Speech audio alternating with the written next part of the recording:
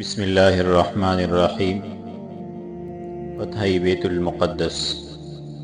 باقی رحمۃ اللہ علیہ نے بیان کیا ہے کہ مسلمانوں نے دمشق میں ایک مہینہ قیام کیا۔ اس کے بعد حضرت ابو عبیدہ بن جراح رضی اللہ عنہ نے سردارانی افواج کو جمع کر کے ان سے مشورہ کیا کہ اب مجھے کیا کرنا چاہیے اور کس طرف جانا چاہیے۔ تمام کی رائے اس بات پر متفق ہوئی کہ ان دو مقاموں یعنی قیصاریہ اور بیت المقدس میں سے کسی ایک کی طرف فوج کشی کرنی چاہیے۔ آپ نے فرمایا، ان دونوں میں سے آپ حضرات کسے ترجیح دیتے ہیں؟ انہوں نے کہا، آپ مرد امین ہیں، آپ جس طرح چلنے کے لیے ارشاد فرمائیں گے تعمیلی ارشاد کے لیے ہم موجود ہیں۔ حضرت معاذ بن جبل رضی اللہ عنہ نے کہا، آپ حضرت امیر المومنین کی خدمت اقدس میں لکھ کر استصواب کر لے کہ میرا ارادہ قیصاریہ یا بیت المقدس کا ہے، آپ جس طرح کا حکم دے لشکر کشی کر دی جائے۔ آپ نے فرمایا، باری تعالیٰ جل مجدود میں توفیق عنایت فرمائیں، تمہاری رائے بہت زیادہ انسب اور صائب ہے، میں ایسا ہی کروں گا۔ یہ کہہ کر آپ نے حسب ذیل خط لکھا، میرا ارادہ قیصاریہ یا بیت المقدس کی طرف جانے کا ہے، جناب کے حکم کا منتظر ہو، والسلام۔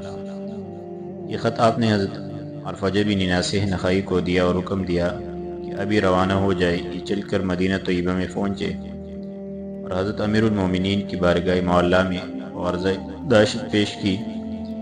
آپ نے مسلمانوں کو پڑھ کر سنائے اور اس بارے میں ان سے مشورہ لیا۔ حضرت علی کرم اللہ وجہہ نے کہا، یا امیر المومنین، سب سے بہتر اور مبارک رائے یہ ہے کہ آپ حضرت ابو عبیدہ بن جراح رضی اللہ عنہ کو پہلے بیت المقدس پر فوج کشی کرنے کا حکم دیں کہ وہ وہاں پہنچ کر اول اس کا محاصرہ کر لے، پھر وہاں کے لوگوں سے لڑیں۔ بیت المقدس کی فتح کے بعد قیصاریہ کی طرف رخ کریں۔ وہ فتح بیت المقدس کے بعد خود ہی انشاءاللہ العزیز فتح ہو جائے گا۔ مجھے میرے آقا جناب محمد رسول اللہ صلی اللہ علیہ وسلم نے اس طرح خبر دی تھی۔ حضرت امیر المومنین عمر فاروق رضی اللہ عنہ نے فرمایا، محمد مصطفیٰ صلی اللہ علیہ وسلم نے سچ فرمایا تھا، اور اے ابو الحسن، تم نے بھی سچ کہا۔ اس کے بعد آپ نے دوات قلم منگوا کر حسب ذیل ہدایت نامہ لکھنا شروع کیا۔ بسم اللہ الرحمن الرحیم، خدا کے بندے امیر المومنین عمر کی طرف سے ابو عبیدہ امیر شام کی جانب، میں اللہ تبارک و تعالیٰ کی حمد و ثنا کرتا ہوں جن کے سوا کوئی معبود نہیں، اور ان کے برگزیدہ نبی صلی اللہ علیہ وسلم پر درود نعت بیچتا ہوں۔ تمہارا خط پہنچا، تم نے جو یہ مشورہ طلب کیا ہے کہ میں کس طرف رخ کروں، اس کے متعلق ابن امی رسول اللہ صلی اللہ علیہ وسلم نے بیت المقدس پر فوج کشی کا مشورہ دیا ہے۔ اللہ تبارک و تعالیٰ تمہارے ہاتھ پر اسے ضرور فتح کرا دیں گے۔ تمام مسلمانوں سے سلام کہہ دینا۔ السلام ورحمۃ اللہ وبرکاتہ، وحسبنا اللہ ونعم الوکیل۔ اسے لکھ کر آپ نے ملفوف کر کے عرفجہ بن ناصح نخعی رضی اللہ عنہ کو دیا اور حکم دیا کہ بہت جلد پہنچ جائے۔ یہ اسے لے کر حضرت ابو عبیدہ بن جراح رضی اللہ عنہ کی خدمت میں حاضر ہوئے۔ آپ اس وقت جابی میں تشریف فرما تھے۔ آپ نے مسلمانوں کو یہ پڑھ کر سنایا۔ مسلمان بیت المقدس کا ارادہ سن کر بے حد خوش ہوئے۔ اس کے بعد حضرت ابو عبیدہ بن جراح رضی اللہ عنہ نے حضرت یزید بن ابی سفیان رضی اللہ عنہ کو بلا کر ان کی تحویل میں 5000 لشکر دیا، ایک سرخ نشان بنا کے ان کے حوالے فرمایا اور کہا، یا ابن ابی سفیان، میں تمہیں دین کا خیر خواہ سمجھتا ہوں۔ جس وقت تم شہر ایلیا کے قریب پہنچ جاؤ تو تحلیل و تکبیر کے نعرے بلند کرنا۔ میں اللہ تبارک و تعالیٰ سے بجائے سید المرسلین محمد رسول اللہ صلی اللہ علیہ وسلم نے انبیاء علیہ السلام اور صالحین اعظام کے واسطے سے بیت المقدس میں مدفون اور ساکن ہے دعا کرتا ہوں کہ وہ بیت المقدس کی فتح مسلمانوں پر آسان فرمائے۔ حضرت یزید بن ابی سفیان رضی اللہ عنہ نشان لے کر بیت المقدس کی طرف روانہ ہو گئے۔ دوسرا سیاہ علم آپ نے حضرت شرحبیل بن حسنہ کاتب رسول اللہ صلی اللہ علیہ وسلم کے سپرد کر کے ان کی ماتحتی میں اہل یمن، حضرموت، کہلان، طیق، خولان اور ہنس عزد کے 5000 سوار دے کر انہیں بھی بیت المقدس کی طرف روانہ کیا۔ فرمایا کہ تم اپنی فوج کو حضرت یزید بن ابی سفیان کی فوج سے علیحدہ رکھنا۔ تیسرا سفید جھنڈا آپ نے حضرت مرقال بن ہاشم بن ابی وقاص کے لیے مرتب کیا اور عرب وغیرہ عرب قوم کے 5000 سوار ان کی سرکردگی میں دے کر انہیں بھی ادھر روانہ فرمایا اور ہدایت کی کہ تم اپنے دونوں پیشواؤں سے علیحدہ اور دور بیت المقدس کے شہر پناہ کے متصل قیام کرنا۔ چوتھا پرچم حضرت مسیب بن نخبۃ الفرازی کے لیے ترتیب دیا اور قوم نخاج، غطفان اور فزارہ کے 5000 جوان ان کی قیادت میں دے کر انہیں بھی رخصت کیا۔ پانچواں فریرہ حضرت قیس بن حبیرہ مرادی کی سپرد کر کے ان کی قوم کے 5000 آدمی ان کی سیادت میں دیے اور انہیں بھی چلنے کو فرمایا۔ چھٹا رائے آپ نے حضرت روبنی محلحل بن زید الجبل کو تفویض کیا اور 5000 سپاہی ان کے زیر نشان کر کے انہیں چلنے کے لیے فرمایا۔ واقد رحمۃ اللہ علیہ کہتے ہیں کہ حضرت عبیدہ بن جراح رضی اللہ عنہ نے بیت المقدس کی طرف جو لشکر روانہ کیا تھا اس کی کل تعداد 30,000 تھی۔ روزانہ ایک سردار اپنا ماتحت لشکر لے کر روانہ ہو جاتا تھا تاکہ خدا کے دشمنوں کے دل میں روزانہ ایک لشکر فون جانے سے روک بیٹھ جائے۔ اسی طرح 4 روز تک برابر سرداران لشکر روانہ ہوتے رہے۔ سب سے پہلے حضرت یزید بن سفیان رضی اللہ عنہ کا پرچم لہراتا ہوا بیت المقدس پہنچا۔ آپ نے زور سے نعرہ تکبیر بلند کیا۔ آپ کی فوج نے بھی فلک شگاف نعرے اور تحلیل و تکبیر کی آوازیں بلند کی۔ اہل بیت المقدس نے جب ان کی آوازوں کا شور سنا تو کام گئے، دل ہلنے لگے اور شہر فنا پر چڑھ کر مسلمانوں کو دیکھنے لگے۔ مگر جس وقت مسلمانوں کی قلت تعداد پر نظر پڑی تو انہیں حقارت کی نظر سے دیکھ کے چپ ہو رہے ہیں اور یہ سمجھے کہ بس کل تعداد یہی ہے۔ حضرت یزید بن سفیان رضی اللہ عنہ نے بابی ارہا کے قریب خیمے نصب کیے اور فوج کو لے کر روکش ہو گئے۔ دوسرے دن حضرت شرحبیل بن اسنہ رضی اللہ عنہ، تیسرے روز حضرت مرقال بن ہاشم علیہ تواتر تشریف لائے اور بابی عربی پر تشریف فرما ہو گئے۔ چوتھے دن حضرت مسیب بن نقبۃ الفرازی رضی اللہ عنہ بیت المقدس کی طرف اور 5 روز حضرت قیس بن حبیرہ المرادی ان کے سامنے خیمہ زن ہوئے۔ چھٹے روز حضرت عروہ بن محلحل یزید الجبل راہ رملہ کے قریب موابی داؤد علیہ السلام کے سامنے اترے اور وہی انہوں نے ڈیرے لگائی۔ ایک روایت میں ہے کہ سب سے پہلے حضرت عبیدہ بن جراح رضی اللہ عنہ نے حضرت خالد بن ولید کو بیت المقدس کی طرف روانہ فرمایا اور ان کے بعد حضرت یزید بن ابی سفیان رضی اللہ عنہ کو، اور سب سے پہلے حضرت خالد بن ولید رضی اللہ عنہ ہی بیت المقدس میں پہنچے۔ حضرت عبداللہ بن امیر بن ربیعہ غطفانی رضی اللہ عنہ کہتے ہیں کہ مسلمانوں میں سے جو شخص بیت المقدس میں آتا رہا اس نے سب سے پہلے بیت المقدس کے سامنے نماز پڑھی، تکبیر کی آوازیں بلند کی اور خداوند تعالیٰ جل وعلا سے فتح و نصرت کی دعائیں مانگی۔ جب لشکر بیت المقدس کی طرف روانہ ہو گیا تو حضرت عبیدہ بن جراح رضی اللہ عنہ، حضرت خالد بن ولید رضی اللہ عنہ، بقیہ لشکر، خواتین اسلام، ذریات، مال غنیمت اور جن مویشی اور مال پر اللہ تبارک و تعالیٰ نے مسلمانوں کو قبضہ دیا تھا ساتھ لیے ہوئے وہی ٹھہرے رہے اور اپنی جگہ کو نہیں چھوڑا۔ کہتے ہیں کہ مسلمانوں کا لشکر بیت المقدس میں 3 دن تک پڑا رہا۔ ان ایام میں انہوں نے قاصد کے انتظار میں لڑائی نہیں چھیڑی، مگر وہاں کی کسی باشندے نے ان کے ساتھ گفتگو نہ کی۔ البتہ شریفنا کو منجنیقوں، کاہنوں، تلواروں، ڈالوں، جوشنوں اور بڑے باری تکلفات سے مضبوط کر لیا۔ حضرت مسیب بن نقبۃ الفرازی رضی اللہ عنہ کہتے ہیں کہ ہم شام کے جتنے شہروں میں گئے ہم نے اس شہر کو سب سے زیادہ پرتکلف اور سب سے زیادہ باسامان دیکھا۔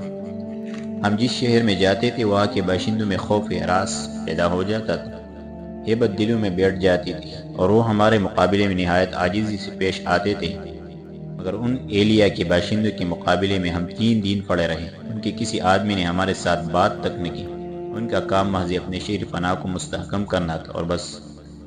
آخر جب 4تھا روز ہو گیا تو ایک بدوی حضرت شرحبیل بن اسنہ رضی اللہ عنہ سے کہنے لگا، ایھا الامیر، یہ قوم بہری ہے جو سنتی نہیں، اندھی ہے جو دیکھتی نہیں، گونگی ہے جو بولتی نہیں، آپ ہمیں لے کر ان کی طرف بڑھے اور اچانک ان پر حملہ کر دیجیے۔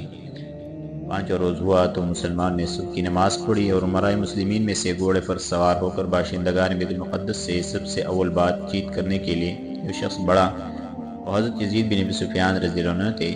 آپ نے اسلحہ تنگ کیا، ترجمان ساتھ لیا اور دیوار فنا کے پاس اس حیثیت سے جا کر کھڑے ہو گئے کہ وہ وہاں سے آپ کا کلام سن سکے۔ چونکہ باشندگان بیت المقدس بالکل چپ تھے اس لیے آپ نے ترجمان سے فرمایا کہ تم ان سے یہ کہو کہ امیر عرب تم سے یہ کہتے ہیں کہ تم دعوت الاسلام اور کلمہ اخلاص یعنی لا الہ الا اللہ محمد الرسول اللہ صلی اللہ علیہ وسلم کی اجابت کے متعلق کیا کہتے ہو، تاکہ ہمارے پروردگار اللہ جل جلالہ اس کی بدولت تمہارے تمام سابقہ گناہوں کو بخش دے اور تم اس طرح اپنے خونوں کو محفوظ کر لو۔ اگر تمہیں اس کا انکار ہے اور ہماری اس دعوت کو قبول نہیں کرتے تو جیسا کہ تمہارے دوسرے شہروں کے باشندوں نے جو تم سے قوت و طاقت نے حرب و ضرب میں کہیں زیادہ بڑھے ہیں، ہم سے صلح کر کے اپنا جان و مال مامون و مسئول کر لیا ہے، اسی طرح تم بھی ہم سے صلح کر کے اس شہر کو محفوظ کر لو۔ اگر ان دونوں باتوں کا انکار ہے تو یاد رکھو تم خود اپنے لیے ہلاکت و بربادی کا گڑھا کھود رہے ہو اور قعر جہنم بھی تمہارے انتظار میں ہے۔ مترجم یہ سن کے آگے بڑھا اور انہیں مخاطب کر کے کہنے لگا، تم میں سے کون شخص مجھ سے بات کرے گا؟ یہ سن کے ایک پادری جو بالوں کا بنا ہوا لباس پہن رہا تھا آگے ہوں اور کہنے لگا، ان کی طرف سے میں مخاطب ہو کیا کہنا چاہتے ہو؟ ترجمان نے کہا، یہ امیر ہے ایسا ایسا فرماتے ہیں اور تمہیں 3 باتوں کی طرف دعوت دیتے ہیں، اسلام، جزیہ اور تلوار۔ پادری نے ترجمان کی گفتگو بیت المقدس والوں تک پہنچائی تو انہوں نے کلمات کے اوپر بک بک کے آسمان سر پر اٹھا لیا اور کہنے لگے کہ ہم اگرچہ قتل ہو جائے مگر یہ آسان ہے اس سے کہ ہم اپنے مذہب میں تبدیلی روا رکھیں۔ ترجمان نے حضرت یزید بن ابی سفیان رضی اللہ عنہ سے یہ گفتگو دہرائی تو آپ دوسرے سرداروں کے پاس آئے اور رومیوں کے اس قول سے آگاہ کیا اور کہا کہ اب تمہیں ان کے متعلق کس بات کا انتظار ہے؟ انہوں نے کہا کہ ہمیں حضرت عبیدہ بن جراح رضی اللہ عنہ سے ماضیہ آنے کا حکم فرمایا تھا، لڑائی کے متعلق کوئی فرمان نہیں دیا تھا۔ اب ہم حضرت امیر المومنین رضی اللہ عنہ کی خدمت بابرکت میں لکھتے ہیں کہ لڑائی کے متعلق وہ حکم نافذ فرمائیں گے تو ہم لڑنے کے لیے موجود ہیں۔ حضرت یزید بن ابی سفیان رضی اللہ عنہ نے حضرت عبیدہ بن جراح رضی اللہ عنہ کی خدمت میں رومیوں کا جواب تحریر کر کے آئندہ کے لیے لائحہ عمل کے متعلق استفسار لکھا اور آپ کی رائے طلب کی۔ آپ نے خط پڑھ کر حضرت میسرہ بن ناصح رضی اللہ عنہ کے ہاتھ میں جواب روانہ کیا۔ اس میں لکھا تھا کہ لڑائی شروع کر دینی چاہیے، خط کے پیچھے پیچھے میں بھی آ رہا ہوں۔ سلمان آپ کا یہ خط پڑھ کے بہت خوش ہوئے اور صبح کے انتظار میں یہ رات آنکھوں میں کاٹ دی۔ واقعی رحمۃ اللہ علیہ کہتے ہیں کہ مجھے خبر پہنچی ہے کہ مسلمان باشندگان بیت المقدس سے لڑائی کے لیے اتنے شائق تھے کہ یہ رات انہوں نے اس قدر انتظار کے ساتھ کاٹی جیسا کہ کوئی شخص آنے والے کے انتظار میں بسر کیا کرتے ہیں۔ ہر سردار یہی چاہتا تھا اور ہر ایک کی یہی تمنا تھی کہ اس کی فتح کا صحرا میرے ہی سر رہے اور میں ہی سب سے پہلے بیت المقدس میں داخل ہو کر نماز پڑھوں اور آثار انبیاء علیہ السلام کی زیارت سے بہرہ اندوز ہوں۔ آخر خدا کر کے سپیدہ صبح نے جلوریزی کی، مؤذن نے خدائے برتر و توانا کے نغمے گائے، مسلمان جوق در جوق اپنے پروردگار اور معبود حقیقی یکتا کی بارگاہ میں سرب سجود ہونے کے لیے بڑھے۔ ہر سردار نے اپنی اپنی فوج کو اللہ عز و جل کے سامنے لا کھڑا کیا اور سب بندی کے بعد خدائے مرکز کے چاروں طرف جماعت میں امام کی زبانوں سے قرآن شریف تلاوت ہونے لگا۔ حضرت یزید بن ابی سفیان رضی اللہ عنہ نے اپنی جماعت میں یہ آیت پڑھی، یا قوم ادخلوا الارض المقدسۃ التي كتب الله لكم ولا ترتدوا على ادباركم فتنقلبوا خاسرین۔ اے قوم ارض مقدس میں جو تمہارے لیے اللہ پاک نے لکھ دی ہے، داخل ہو جاؤ اور فیٹ دے کر الٹے نہ پھرو ورنہ خسران میں پھٹ جاؤ گے۔ کہتے ہیں کہ ہر سردار نے اپنی جماعت کی امامت میں یہی آیت تلاوت کی اور اس طرح گویا وہ ایک ہی وقت پر مجتمع ہو گئے۔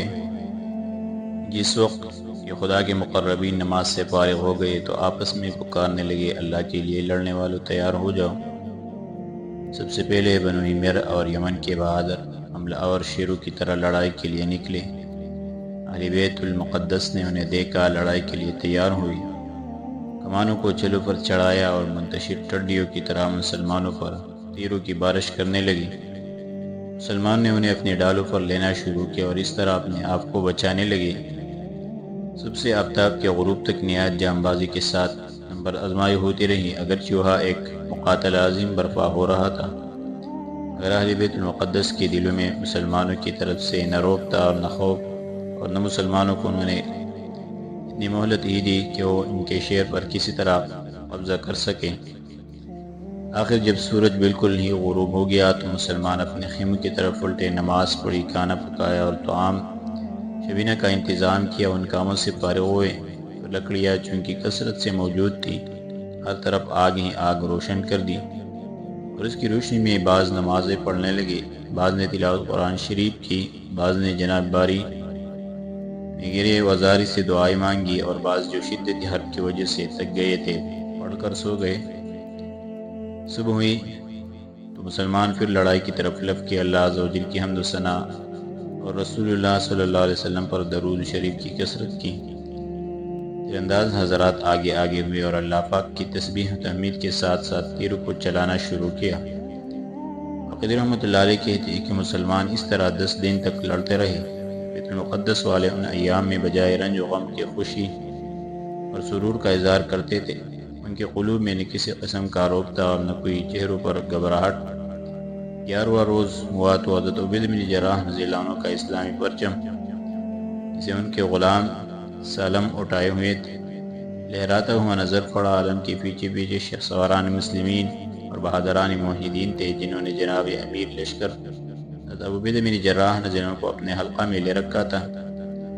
حضرت خالد بن ولید رضی اللہ عنہ حضرت عبید بن جراح رضی اللہ عنہ کے دائیں جانب تھے اور حضرت عبدالرحمن بن بکر صدیق رضی اللہ عنہ بائیں طرف۔ خواتین اسلام اور مال غنیمت ان حضرات کے ساتھ ساتھ ان حضرات نے یہاں پہنچ کر یہاں تحلیل و تکبیر کے پرشگاف نعرے بلند کی، ان کی آواز آسمان تک گونجتی چلی گئی۔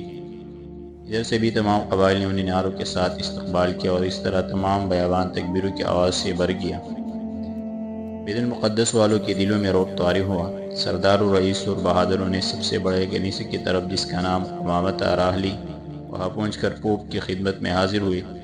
تعظیم و تکریم کے بعد اسے تعظیمی سجدہ کیا اور اس کے سامنے کھڑے ہو گئے۔ اس نے کہا یہ کیسا شور ہو رہا ہے؟ انہوں نے نہایت عاجزی اور طاقت کے ساتھ جواب دیا، مقدس باپ مسلمانوں کا سردار بقیہ فوج لے کر یہاں آ پہنچا ہے، یہ اسی کا شور ہے۔ پوپ کا یہ سنتے ہی رنگ فق ہو گیا، چہرے پر مردنی چھا گئی اور کہنے لگا افسوس افسوس۔ انہوں نے کہا اے ہمارے سب سے بڑے مقدس باپ یہ کیا؟ اس نے کہا انجیل مقدس کی قسم اگر فی الواقع آنے والا ان کا امیر اور سردار ہی ہے تو تمہاری ہلاکت اور بربادی قریب ہی پہنچ گئی ہے۔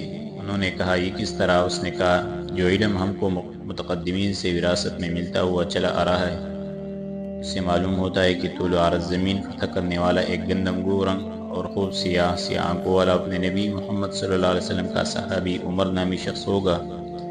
یاد رکھو اگر وہی آ گیا ہے تو پھر تم کو نہ اس کے ساتھ مقابلے کی طاقت ہے اور نہ لڑائی کی۔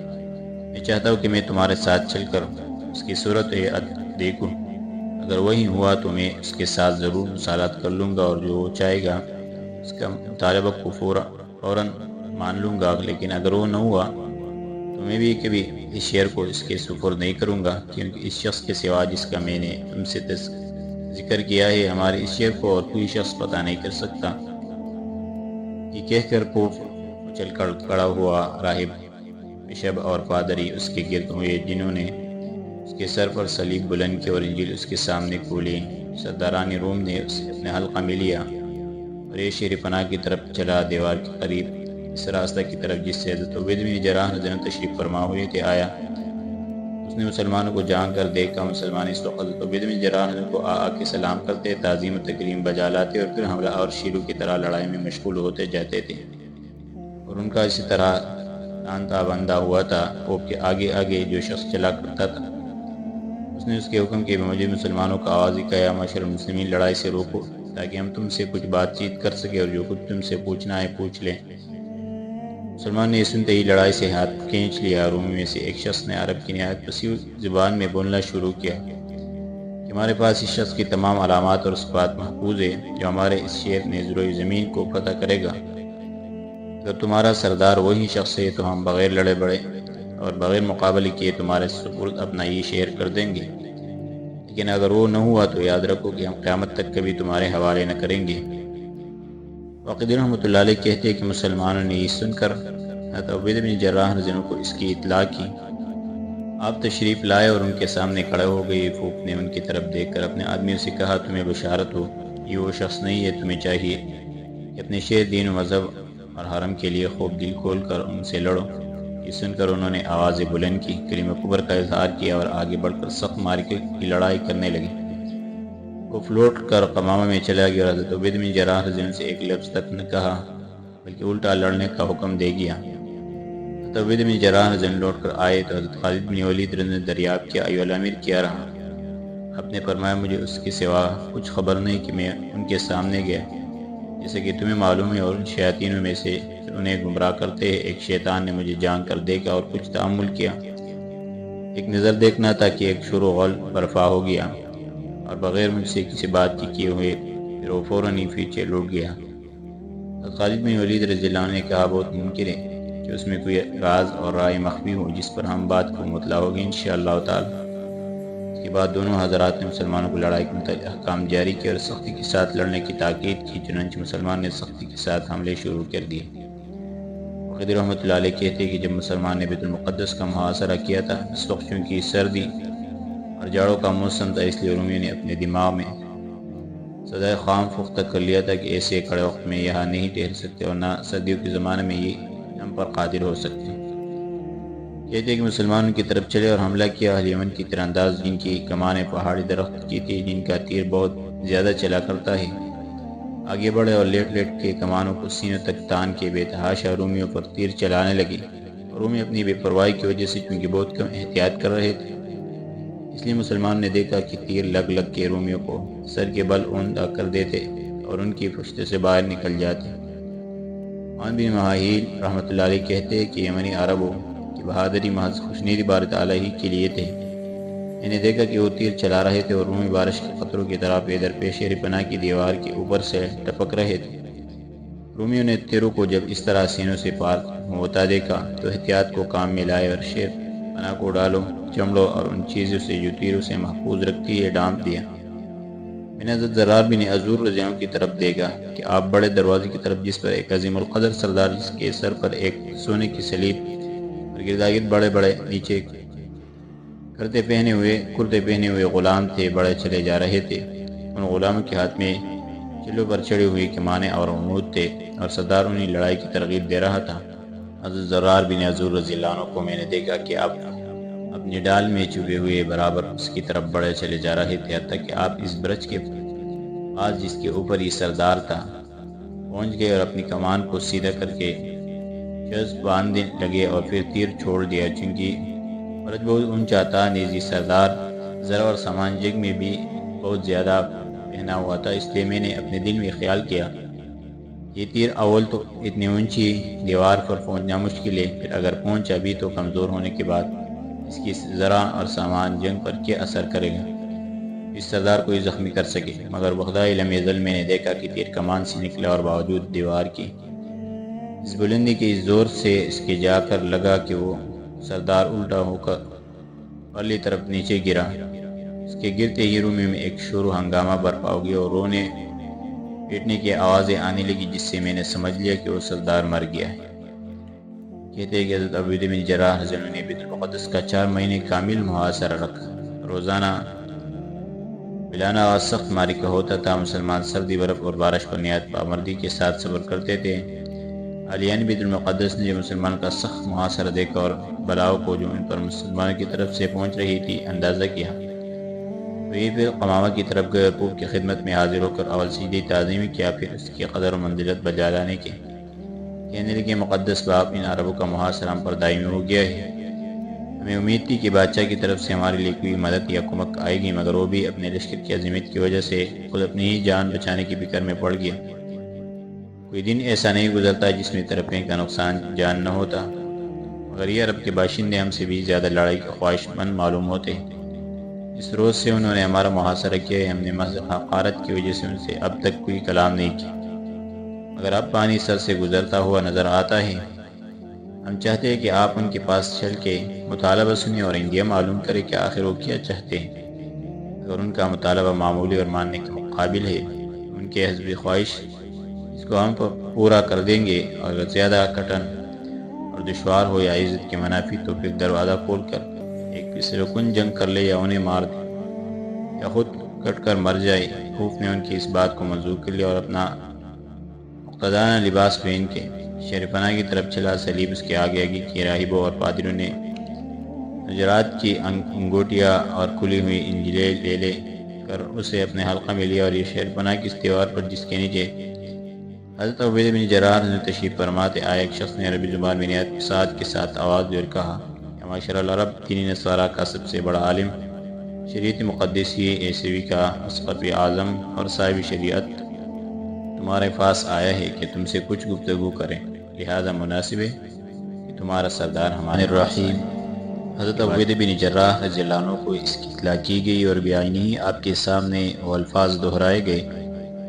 آپ نے فرمایا، واللہ میں بھی اسے اسی طرح سے جواب دوں گا جس طریقہ اور حیثیت سے اس نے مجھے بلایا ہے۔ کہہ کر آپ کھڑے ہوئے، امراء اسلام کی ایک جماعت آپ کے ساتھ ہوئی، ترجمان کو ہمراہ لیا اور ثقفی یعنی اعظمی فوف کے سامنے جا کھڑے ہوئے۔ ترجمان نے کہا، یہ عرب کے سردار ہیں، جو کچھ کہنا چاہتے ہو کہو۔ فوف نے ترجمان کی وساطت سے کہا، آپ حضرات ہم ارض مقدس کے باشندوں سے کیا چاہتے ہیں؟ یاد رکھ کوئی شہر نہایت مقدس ہے، جو بری نیت سے اس کی طرف آنکھ اٹھائے اور اس کے فتح کرنے کا قصد کرے تو سمجھ لو کہ اللہ تبارک و تعالیٰ کا وہ جلد اس پر غضب نازل ہونے والا ہے اور وہ عنقریب ہی ہلاک ہو جائے گا۔ آپ نے فرمایا، ہاں یہ شعر واقعی بزرگ اور مقدس شعر ہے، ہم اس کی شرافت اور بزرگی سے خوب واقف ہے۔ اسی شعر سے ہمارے آقا مولا محمد صلی اللہ علیہ وسلم اپنے پروردگار کے پاس آسمانوں میں تشریف لے گئے تھے اور اپنے رب العزت سے دو گوشہ کمان کے برابر بلکہ اس سے بھی زیادہ قریب ہو گئے تھے۔ یہی شعر انبیاء علیہ السلام کا معدن اور رسال حق کے بعد ان کا مسکن رہا ہے، ہمیں ان کا استحقاق تم سے زیادہ پہنچتا ہے۔ ہم اس پر اس وقت تک برابر محاصرہ رکھیں گے جب تک اللہ تبارک و تعالی ہمیں دوسرے شعروں کی طرح اس کا مالک نہ کر دیں۔ خوف نے کہا، آخر تم چاہتے کیا ہو؟ آپ نے فرمایا، 3 باتوں میں سے کسی ایک بات کو قبول کرا دینا، جن میں سب سے پہلی بات یہ ہے کہ تم اس کلمہ توحید کے قائل ہو جاؤ اور کہو لا الہ الا اللہ محمد الرسول اللہ۔ اگر تم نے اسے قبول کر لیا تو تمہارا حال بالکل ہمارے حال کے یکساں اور مطابق ہو جائے گا، اور جو کچھ ہم پر فرض ہے وہی فرض تم پر عائد ہو جائے گا۔ اس نے کہا، یہ کلمہ نہایت عظیم کلمہ ہے، ہم اس کے پہلے ہی سے قائل ہے، فرق صرف اتنا ہے کہ ہم تمہارے نبی محمد صلی اللہ علیہ وسلم کو رسول نہیں کہتے۔ آپ نے فرمایا، خدا کے دشمن تو نے جھوٹ بولا، حالانکہ تو وحدانیت کا شمع برابر بھی قائل نہیں ہے۔ ہمیں اللہ تبارک و تعالی نے اپنی کتاب مبین میں یہ خبر دی ہے کہ تم یہ کہتے ہو کہ المسیح ابن اللہ، مسیح علیہ السلام خدا کے بیٹے ہیں۔ لا الہ الا اللہ سبحانہ و تعالی اما یقول الظالمون علوا کبیرا، نہیں ہے کوئی معبود مگر اللہ پاک ہے، وہ اور وراء الورا ہے اس چیز سے جو اس کی طرف ظالم منسوب کرتے ہیں۔ خوف نے کہا، دوسری بات کیا ہے؟ آپ نے فرمایا کہ تم اپنے شعر کے اوپر ہماری سیادت تسلیم کر لو اور مصالحت کے بعد ہمارے ماتحت ہو کر ہمیں دوسرے شام کے شعروں کی طرح جزیہ ادا کرتے رہو۔ اس نے کہا، یہ پہلی بات سے بھی زیادہ دشوار بات ہے، ہم کبھی قیامت تک بھی ذلت و حقارت اور ماتحتی کی زندگی بسر نہیں کر سکتے۔ آپ نے فرمایا، تو پھر تیسری بات تلوار ہے، ہم اس وقت تک اسے کبھی میاں نہیں کر سکتے جب تک اللہ تبارک و تعالی ہمیں تمہارے کفر مظفر و منصور نہ کر دے۔ یاد رکھو، فتح و ظفر کے بعد ہم تمہاری اولاد کو غلام اور عورتوں کو باندیا بنائیں گے، اور جو شخص کلمہ توحید کی مخالفت کر کے کلمہ کفر پر قائم رہے گا اسے تحقیق کر دیں گے۔ اس نے کہا، جب تک ہمارے اندر ایک متنفس بھی زندہ رہے گا اس وقت تک ہم کبھی اس شعر کو تمہارے سپرد نہیں کر سکتے، اور کس طرح سے کر دے جبکہ ہمارے پاس جنگ کا تمام ذخیرہ، آلات حرب، سامان، یہ سارے بہترین اسلحہ اور سخت معرکے کی فوج موجود ہے، جن لوگوں سے آج تک تمہاری مڑبھیڑ ہوئی ہے اور انہوں نے تمہاری اطاعت میں داخل ہو کر جزیہ کا وعدہ کر لیا ہے، ہم ان جیسے نہیں ہیں۔ ان پر تو مسیح علیہ السلام کا غضب نازل ہوا ہے، اور ہم ایک ایسے شہر میں آباد ہیں کہ جس وقت مسیح علیہ السلام سے کوئی دعا کرتے ہیں تو فوراً اجابت تک پہنچتے اور مسیح اس کو ماں قبول کر لیتے ہیں۔ آپ نے فرمایا، خدا کے دشمن واللہ تو نے جھوٹ کہا، بل مسیح ابن مریم الا رسول قد خلت من قبلہ الرسول وامہ صدیقۃ کانا یأکلان الطعام۔ مسیح ابن مریم محض اللہ کے رسول ہیں، ان سے پہلے بہت سے رسول گزر چکے ہیں، ان کی والدہ صدیقہ سچی والی، یہ دونوں ماں بیٹے کھانا کھایا کرتے تھے۔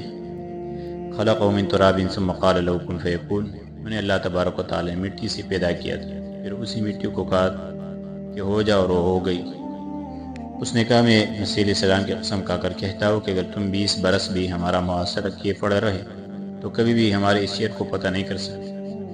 اسے محض ایک ہی شخص جس کی تمام علامات اور صفات ہماری کتابوں میں لکھی ہوئی پتہ کر سکتا ہے، اور وہ علامات اور صفات میں تمہارے اندر نہیں دیکھتا۔ آپ نے فرمایا، وہ کیا صفات ہے جو اس شعر کے فاتح کے اندر ہوگی؟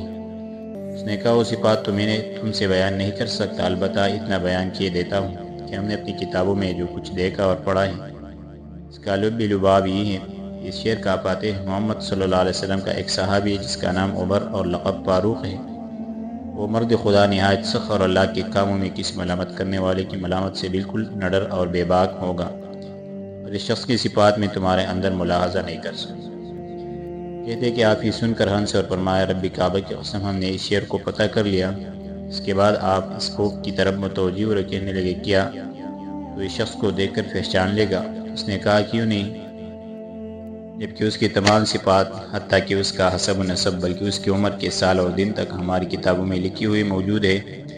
آپ نے فرمایا واللہ وہی شخص ہمارا خلیفہ اور ہمارے نبی صلی اللہ علیہ وسلم کا صحابی۔ اس نے کہا اگر ایسا ہے تو پھر تمہیں ہمارے قول کی صداقت معلوم ہو گئی ہے، اس خونریزی کو موقوف کرو اور اپنے خلیفہ کے پاس خبر بھیج دو کہ وہ یہاں بنفس نفیس تشریف لے آئے۔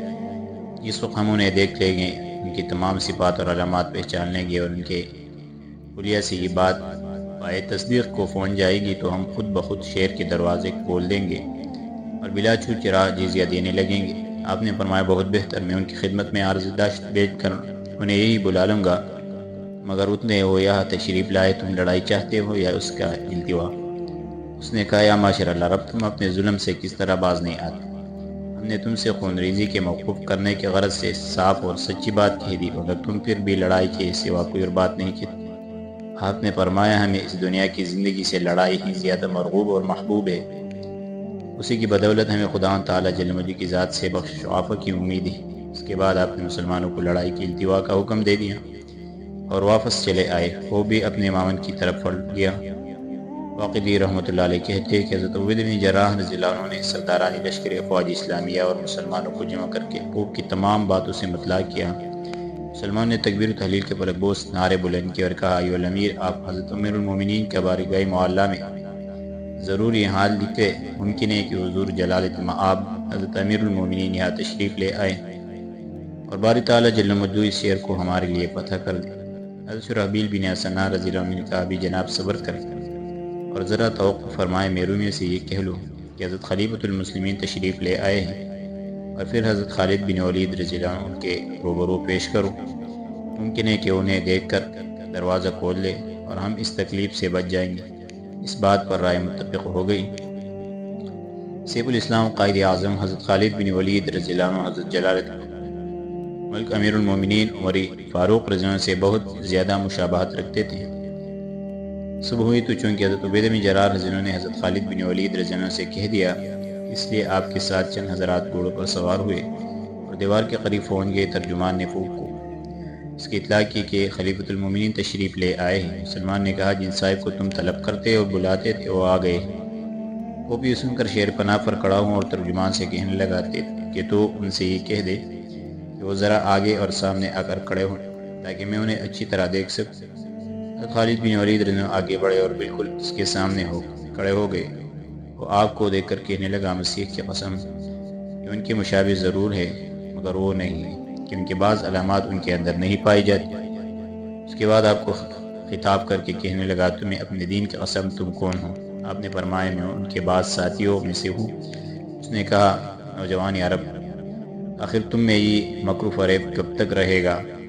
مسیح کی قسم جب تک ہم اس شخص موصوف کو نہیں دیکھ لیں گے اس وقت تک کبھی تمہارے واسطے اس شہر کے دروازے نہیں کھولیں گے، اور نہ اب ہم میں سے کوئی شخص تمہارے ساتھ بات کرے گا، اور تم یہاں ہمارا محاصرہ کیے 20 برس تک پڑے رہو۔ اس کے بعد وہ واپس چلا گیا اور کوئی بات نہیں کی۔ اب مسلمان نے پھر حضرت عبید بن جراح سے عرض کیا کہ آپ حضرت امیر المومنین کی خدمت میں عریضہ لکھ کر ان کو تمام کیفیت سے مطلع کر دیں، ممکن ہے کہ حضور پرنور اپنے قدوم میں منت لزوم سے اس قطع زمین کو بقائے نور بنا دے اور یہ جگہ آپ کے قدموں سے متشرف ہو جائے۔ عبید بن جراح رضی اللہ عنہ نے حسب ذیل عریضہ لکھنا شروع کیا۔ بسم اللہ الرحمن الرحیم، بال خدمت حضرت عبداللہ امیر المومنین عمر بن خطاب رضی اللہ عنہ، از طرفی ابو عبیدہ امیر بن جراح عامل شام، اما بعد، السلام علیکم، فإن الحمد للہ الذی لا الہ الا هو وصلی علی نبی محمد صلی اللہ علیہ وسلم۔ یا امیر المومنین، جناب کو واضح ہو کہ ہم نے شہری الیاء کو اپنے محاصرے میں لے رکھا ہے۔ اہلیانی شہر سے لڑتے ہوئے ہمیں 4 ماہ ہو گئے، روزانہ ان سے مقابلہ ہوتا ہے، وہ بھی برابر ہمارا مقابلہ کرتے رہتے۔ مسلمانوں کو برف، سردی اور بارش سے ایک مصیبت عظمیٰ کا اگرچہ سامنا ہے، مگر وہ اللہ غالب و بزرگ و برتر کی مہربانی پر امید کرتے ہوئے اس کی کچھ پرواہ نہیں کرتے، برابر اس پر صبر کر رہے ہیں۔ آج میں آج جناب کی خدمت میں یہ عریضہ لکھ رہا ہوں۔ ایک اسقف اعظم جس کی یہ لوگ نہایت عزت و تکریم کرتے ہیں، شہر پناہ کی دیوار پر چڑھ کر کہنے لگا کہ ہمیں اپنی کتابوں سے یہ معلوم ہوتا ہے کہ اس شعر کو سوائے نبی صلی اللہ علیہ وسلم کے ایک صحابی جس کا نام عمر ہوگا اور کوئی پتہ نہیں کر سکتا۔ وہ یہی کہتے ہیں کہ ہماری کتابوں میں ان کا حلیہ صفات اور علامات بھی مستور ہے۔ انہوں نے ہم سے خنریزی کے بند کر دینے اور آپ کے یہاں تشریف لانے کی خواہش درخواست کی ہے۔ اگر جناب بنفس نفیس قدم رنجا فرمائے تو اللہ پاک تبارک و تعالیٰ کی ذات گرامی سے امید واسق ہے کہ وہ آپ کے دست مبارک پر اس شعر کو فتح کرا دے۔ السلام علیکم ورحمۃ اللہ وبرکاتہ وعلی جمیع المسلمین۔ اسے لکھ کر آپ نے ملفوف کیا اور مہر لگا کے مسلمانوں کو خطاب کرتے ہوئے فرمایا، یا معاشر المسلمین، میرے اس خط کو لے کر حضرت امیر المومنین رضی اللہ عنہ کی خدمت اقدس میں کون شخص جائے گا، اس کا اجر اللہ جل جلالہ پر ہے۔ حضرت میسرہ بن مسروق عبسی رضی اللہ عنہ فوراً بولے، ایھا الامیر، اس بات کا قاصد میں ہوں۔ انشاءاللہ العزیز حضرت امیر المومنین عمر بن خطاب رضی اللہ عنہ کو ساتھ لے کر حاضر ہوں گا۔ آپ نے فرمایا، خدا تعالیٰ جل مجدہ تمہارے ارادوں میں برکت عنایت فرمائی، لو خط اور چلے جاؤ۔ حضرت میسرہ بن مسروق عبسی رضی اللہ عنہ اپنی کوما اونٹنی پر سوار ہوئے اور انتہائی کوشش کے ساتھ چلتے رہے، حتیٰ کہ وہ مدینۃ الرسول صلی اللہ علیہ وسلم میں ایک روز رات کے وقت ہی داخل ہو گئے۔ حضرت میسرہ بن مسروق عبسی رضی اللہ عنہ فرماتے ہیں کہ میں رات کو ایسے وقت پہنچا کہ کسی شخص سے ملاقات نہ کر سکا۔ مسجد کے دروازے پر اونٹنی ٹھہرائی، اسے باندھ کر مسجد میں داخل ہوا۔ رسول اللہ صلی اللہ علیہ وسلم اور حضرت ابوبکر صدیق رضی اللہ عنہ کی قبر پر سلام کیا اور مسجد کے ایک کونے پر پڑھ کر سو رہا۔ چند راتوں کا چونکہ جاگا ہوا تھا، پڑھتے ہی آنکھ لگ گئی اور سوائے حضرت عمر فاروق رضی اللہ عنہ کی اذان کے آواز کے مجھے کوئی دوسری چیز نہیں جگا سکی۔ خلیفۃ المسلمین حضرت عمر رضی اللہ عنہ نے اندھیرے سے اذان دے دی۔ اس وقت آپ اذان دے چکے تو مسجد میں کہتے ہوئے داخل ہوئے، الصلاۃ رحمکم اللہ۔ میں اٹھ کھڑا ہوں و وضو کیا، حضرت عمر رضی اللہ عنہ کی فیچے نماز پڑھی۔ جس وقت آپ محراب میں سے اٹھ کر تشریف لے جانے لگے تو میں نے کھڑے ہو کر آپ کو سلام کیا۔ آپ مجھے دیکھ کر خوش ہوئے، مصافحہ کیا اور فرمایا، رب کعبہ کی قسم میسرہ ہے۔ اس کے بعد آپ نے دریافت کیا، یا ابن مسروق، شام کا کیا حال ہے؟ میں نے کہا، یا امیر المومنین، خیریت ہے، اور آپ کو وہ خط پیش کر دیا۔ آپ نے مسلمانوں کو پڑھ کر سنایا۔ مسلمان بہت خوش ہوئے۔ آپ نے فرمایا، اللہ جل جلالہ آپ حضرات پر رحم فرمائے۔ حضرت عبیدہ بن جراح رضی اللہ عنہ نے جو کچھ لکھا ہے اس کے متعلق تمہاری کیا رائے ہے؟ سب سے پہلے حضرت عثمان بن عفان رضی اللہ عنہ نے کہا، یا امیر المومنین، اللہ پاک تبارک و تعالیٰ نے رومیوں کو ذلیل کر دیا ہے، شام سے انہیں نکال دیا ہے، مسلمانوں کو ان پر مدد اور غلبہ دیا ہے۔ مسلمان نے ان کے شہر الیاء کو محاصرہ کر رکھا ہے اور سخت ضیق میں مبتلا ہے۔ روزانہ ذلت، ضعف اور دہشت ان کے دلوں میں بڑھتی جاتی ہے۔ اسی صورت میں اگر آپ یہی مقیم رہے اور ان کے پاس تشریف نہ لے جائے تو اور زیادہ مناسب ہوگا، اور وہ یہ سمجھیں گے کہ بارگاہ خلافت ہمارا مطالبہ نہایت حقیر اور ہمارا قتل ایک معمولی چیز تصور کی گئی ہے، اسے اس طرح ٹکرا دیا گیا۔ یہ سوچ کر ان کے دلوں میں اور زیادہ روب پڑے گا اور وہ ذلت و حقارت کو اختیار کر کے بہت کم میدان میں ٹھہرے اور انشاءاللہ العزیز جزیہ ادا کرنے لگے گے۔ آپ نے حضرت عثمان رضی اللہ عنہ کی رائے سن کر ارشاد فرمایا، جزاک اللہ فی الدارین خیرا۔ پھر فرمایا، آیا آپ حضرات میں سے کسی صاحب کی رائے اس کے سوا کچھ اور بھی ہے؟ طالب نے ابی طالب کرم اللہ وجہہ نے کہا، میری رائے اس کے خلاف ہے، اللہ تبارک و تعالیٰ پر رحم فرمائے، میں اس کو بیان کرتا ہوں۔ آپ نے فرمایا، ابوالحسن، وہ کیا ہے؟ انہوں نے کہا، رومیوں نے آپ کی خدمت میں درخواست کی ہے اور ان کا درخواست کرنا ہی مسلمانوں کی فتح ہے۔ یہ آپ کو معلوم ہے کہ مسلمانوں کو سردی، جنگ اور وطن سے دور ہونے کی وجہ سے سخت مصائب کا سامنا ہو رہا ہے۔ اس لیے میری رائے میں اگر جناب تشریف لے جائے تو مجھے امید ہے کہ اللہ تبارک و تعالیٰ آپ کے ساتھ اس شہر کو ضرور فتح کرا دیں گے، اور آپ کو اللہ جل جلالہ راستے کی تکالیف، بھوک پیاس، قطع مسافرت، جنگل کے کانٹوں اور پہاڑ کی چڑھائی کی عوض میں اجر عظیم مرحمت فرمائیں گے، اور جب تک آپ وہاں پہنچیں گے برابر ثواب دیتے رہیں گے۔ آپ کے پہنچنے سے مسلمانوں کو ڈرس بندنے کی آرام، اطمینان اور بہترائی نصیب ہوگی اور فتح میسر آئے گی۔ لیکن اگر آپ تشریف نہ لگے تو مجھے یقین نہیں کہ آپ کے نہ پہنچنے سے وہ مایوس ہو کر صلح کر لیں گے، کہ میرے رائے میں چونکہ بیت المقدس ان کے نزدیک ایک نہایت متبارک اور معظم جگہ ہے، اس کا وہ حج کرتے ہیں، اس لیے اسے چھوڑ کے بھاگے گی نہیں، بلکہ وہ اپنے شہر و ملک اور سلطنت سے مدد طلب کریں گے، اور ان کے سردار امراء رؤساء ان کی کمک کو آئیں گے، اور اس طرح مسلمانوں پر ایک سخت مصیبت نازل ہو جائے گی۔ لہذا بہتر یہی ہے کہ آپ ان کے پاس تشریف ہی لے جائیں۔ آپ حضرت علی کرم اللہ وجہہ کا یہ مشورہ سن کر بہت خوش ہوئے اور فرمایا، حضرت عثمان ذو النورین رضی اللہ عنہ نے دشمن پر نظر کی اور حضرت علی کرم اللہ وجہہ نے مسلمانوں کے حال پر اپنے نقطۂ نظر سے دونوں مشورے عمدہ ہی، جزاہم اللہ خیرہ۔ حضرت علی کرم اللہ وجہہ کے ہی مشورے پر عمل کروں گا، میں انہیں محمود المشورہ اور مبارک صورت میں دیکھ رہا ہوں۔ اس کے بعد آپ نے خادمان خلافت کو سامان سفر تیار کرنے کے لیے حکم دیا۔ مسلمان نے جلدی سامان درست کرنا شروع کیا۔ حضرت عمر رضی اللہ عنہ مسجد نبوی میں تشریف لائے، 4 رکعت نماز پڑھی، رسول اللہ صلی اللہ علیہ وسلم کی قبر شریف پر حاضر ہوئے، قبر رسول اللہ اور قبر حضرت بکر صدیق رضی اللہ عنہ پر سلام کیا۔ حضرت علی کرم اللہ وجہہ کو امور خلافت سپرد فرمایا اور انہیں مدینہ طیبہ میں اپنا قائم مقام کر کے شام کی طرف رخصت ہونے لگے۔ دوست احباب و اہل عیال نے آپ کو الوداع کہا اور سلام کر کے رخصت کر دیا۔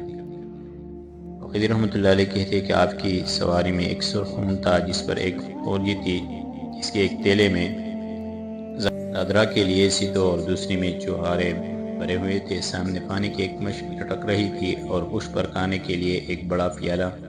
حضرات صحابہ رضوان اللہ تعالیٰ اجمعین کی ایک جماعت جو جنگ یرموک کے بعد مدینہ طیبہ میں واپس آ گئی تھی، جس میں منجملہ دیگر حضرات کہ زبیر بن عوام اور حضرت عبادہ بن ثابت رضی اللہ عنہ بھی تھے، آپ کے ہم رکاب تھے۔ آپ قطع مسافرت کرتے ہوئے چلے جا رہے تھے۔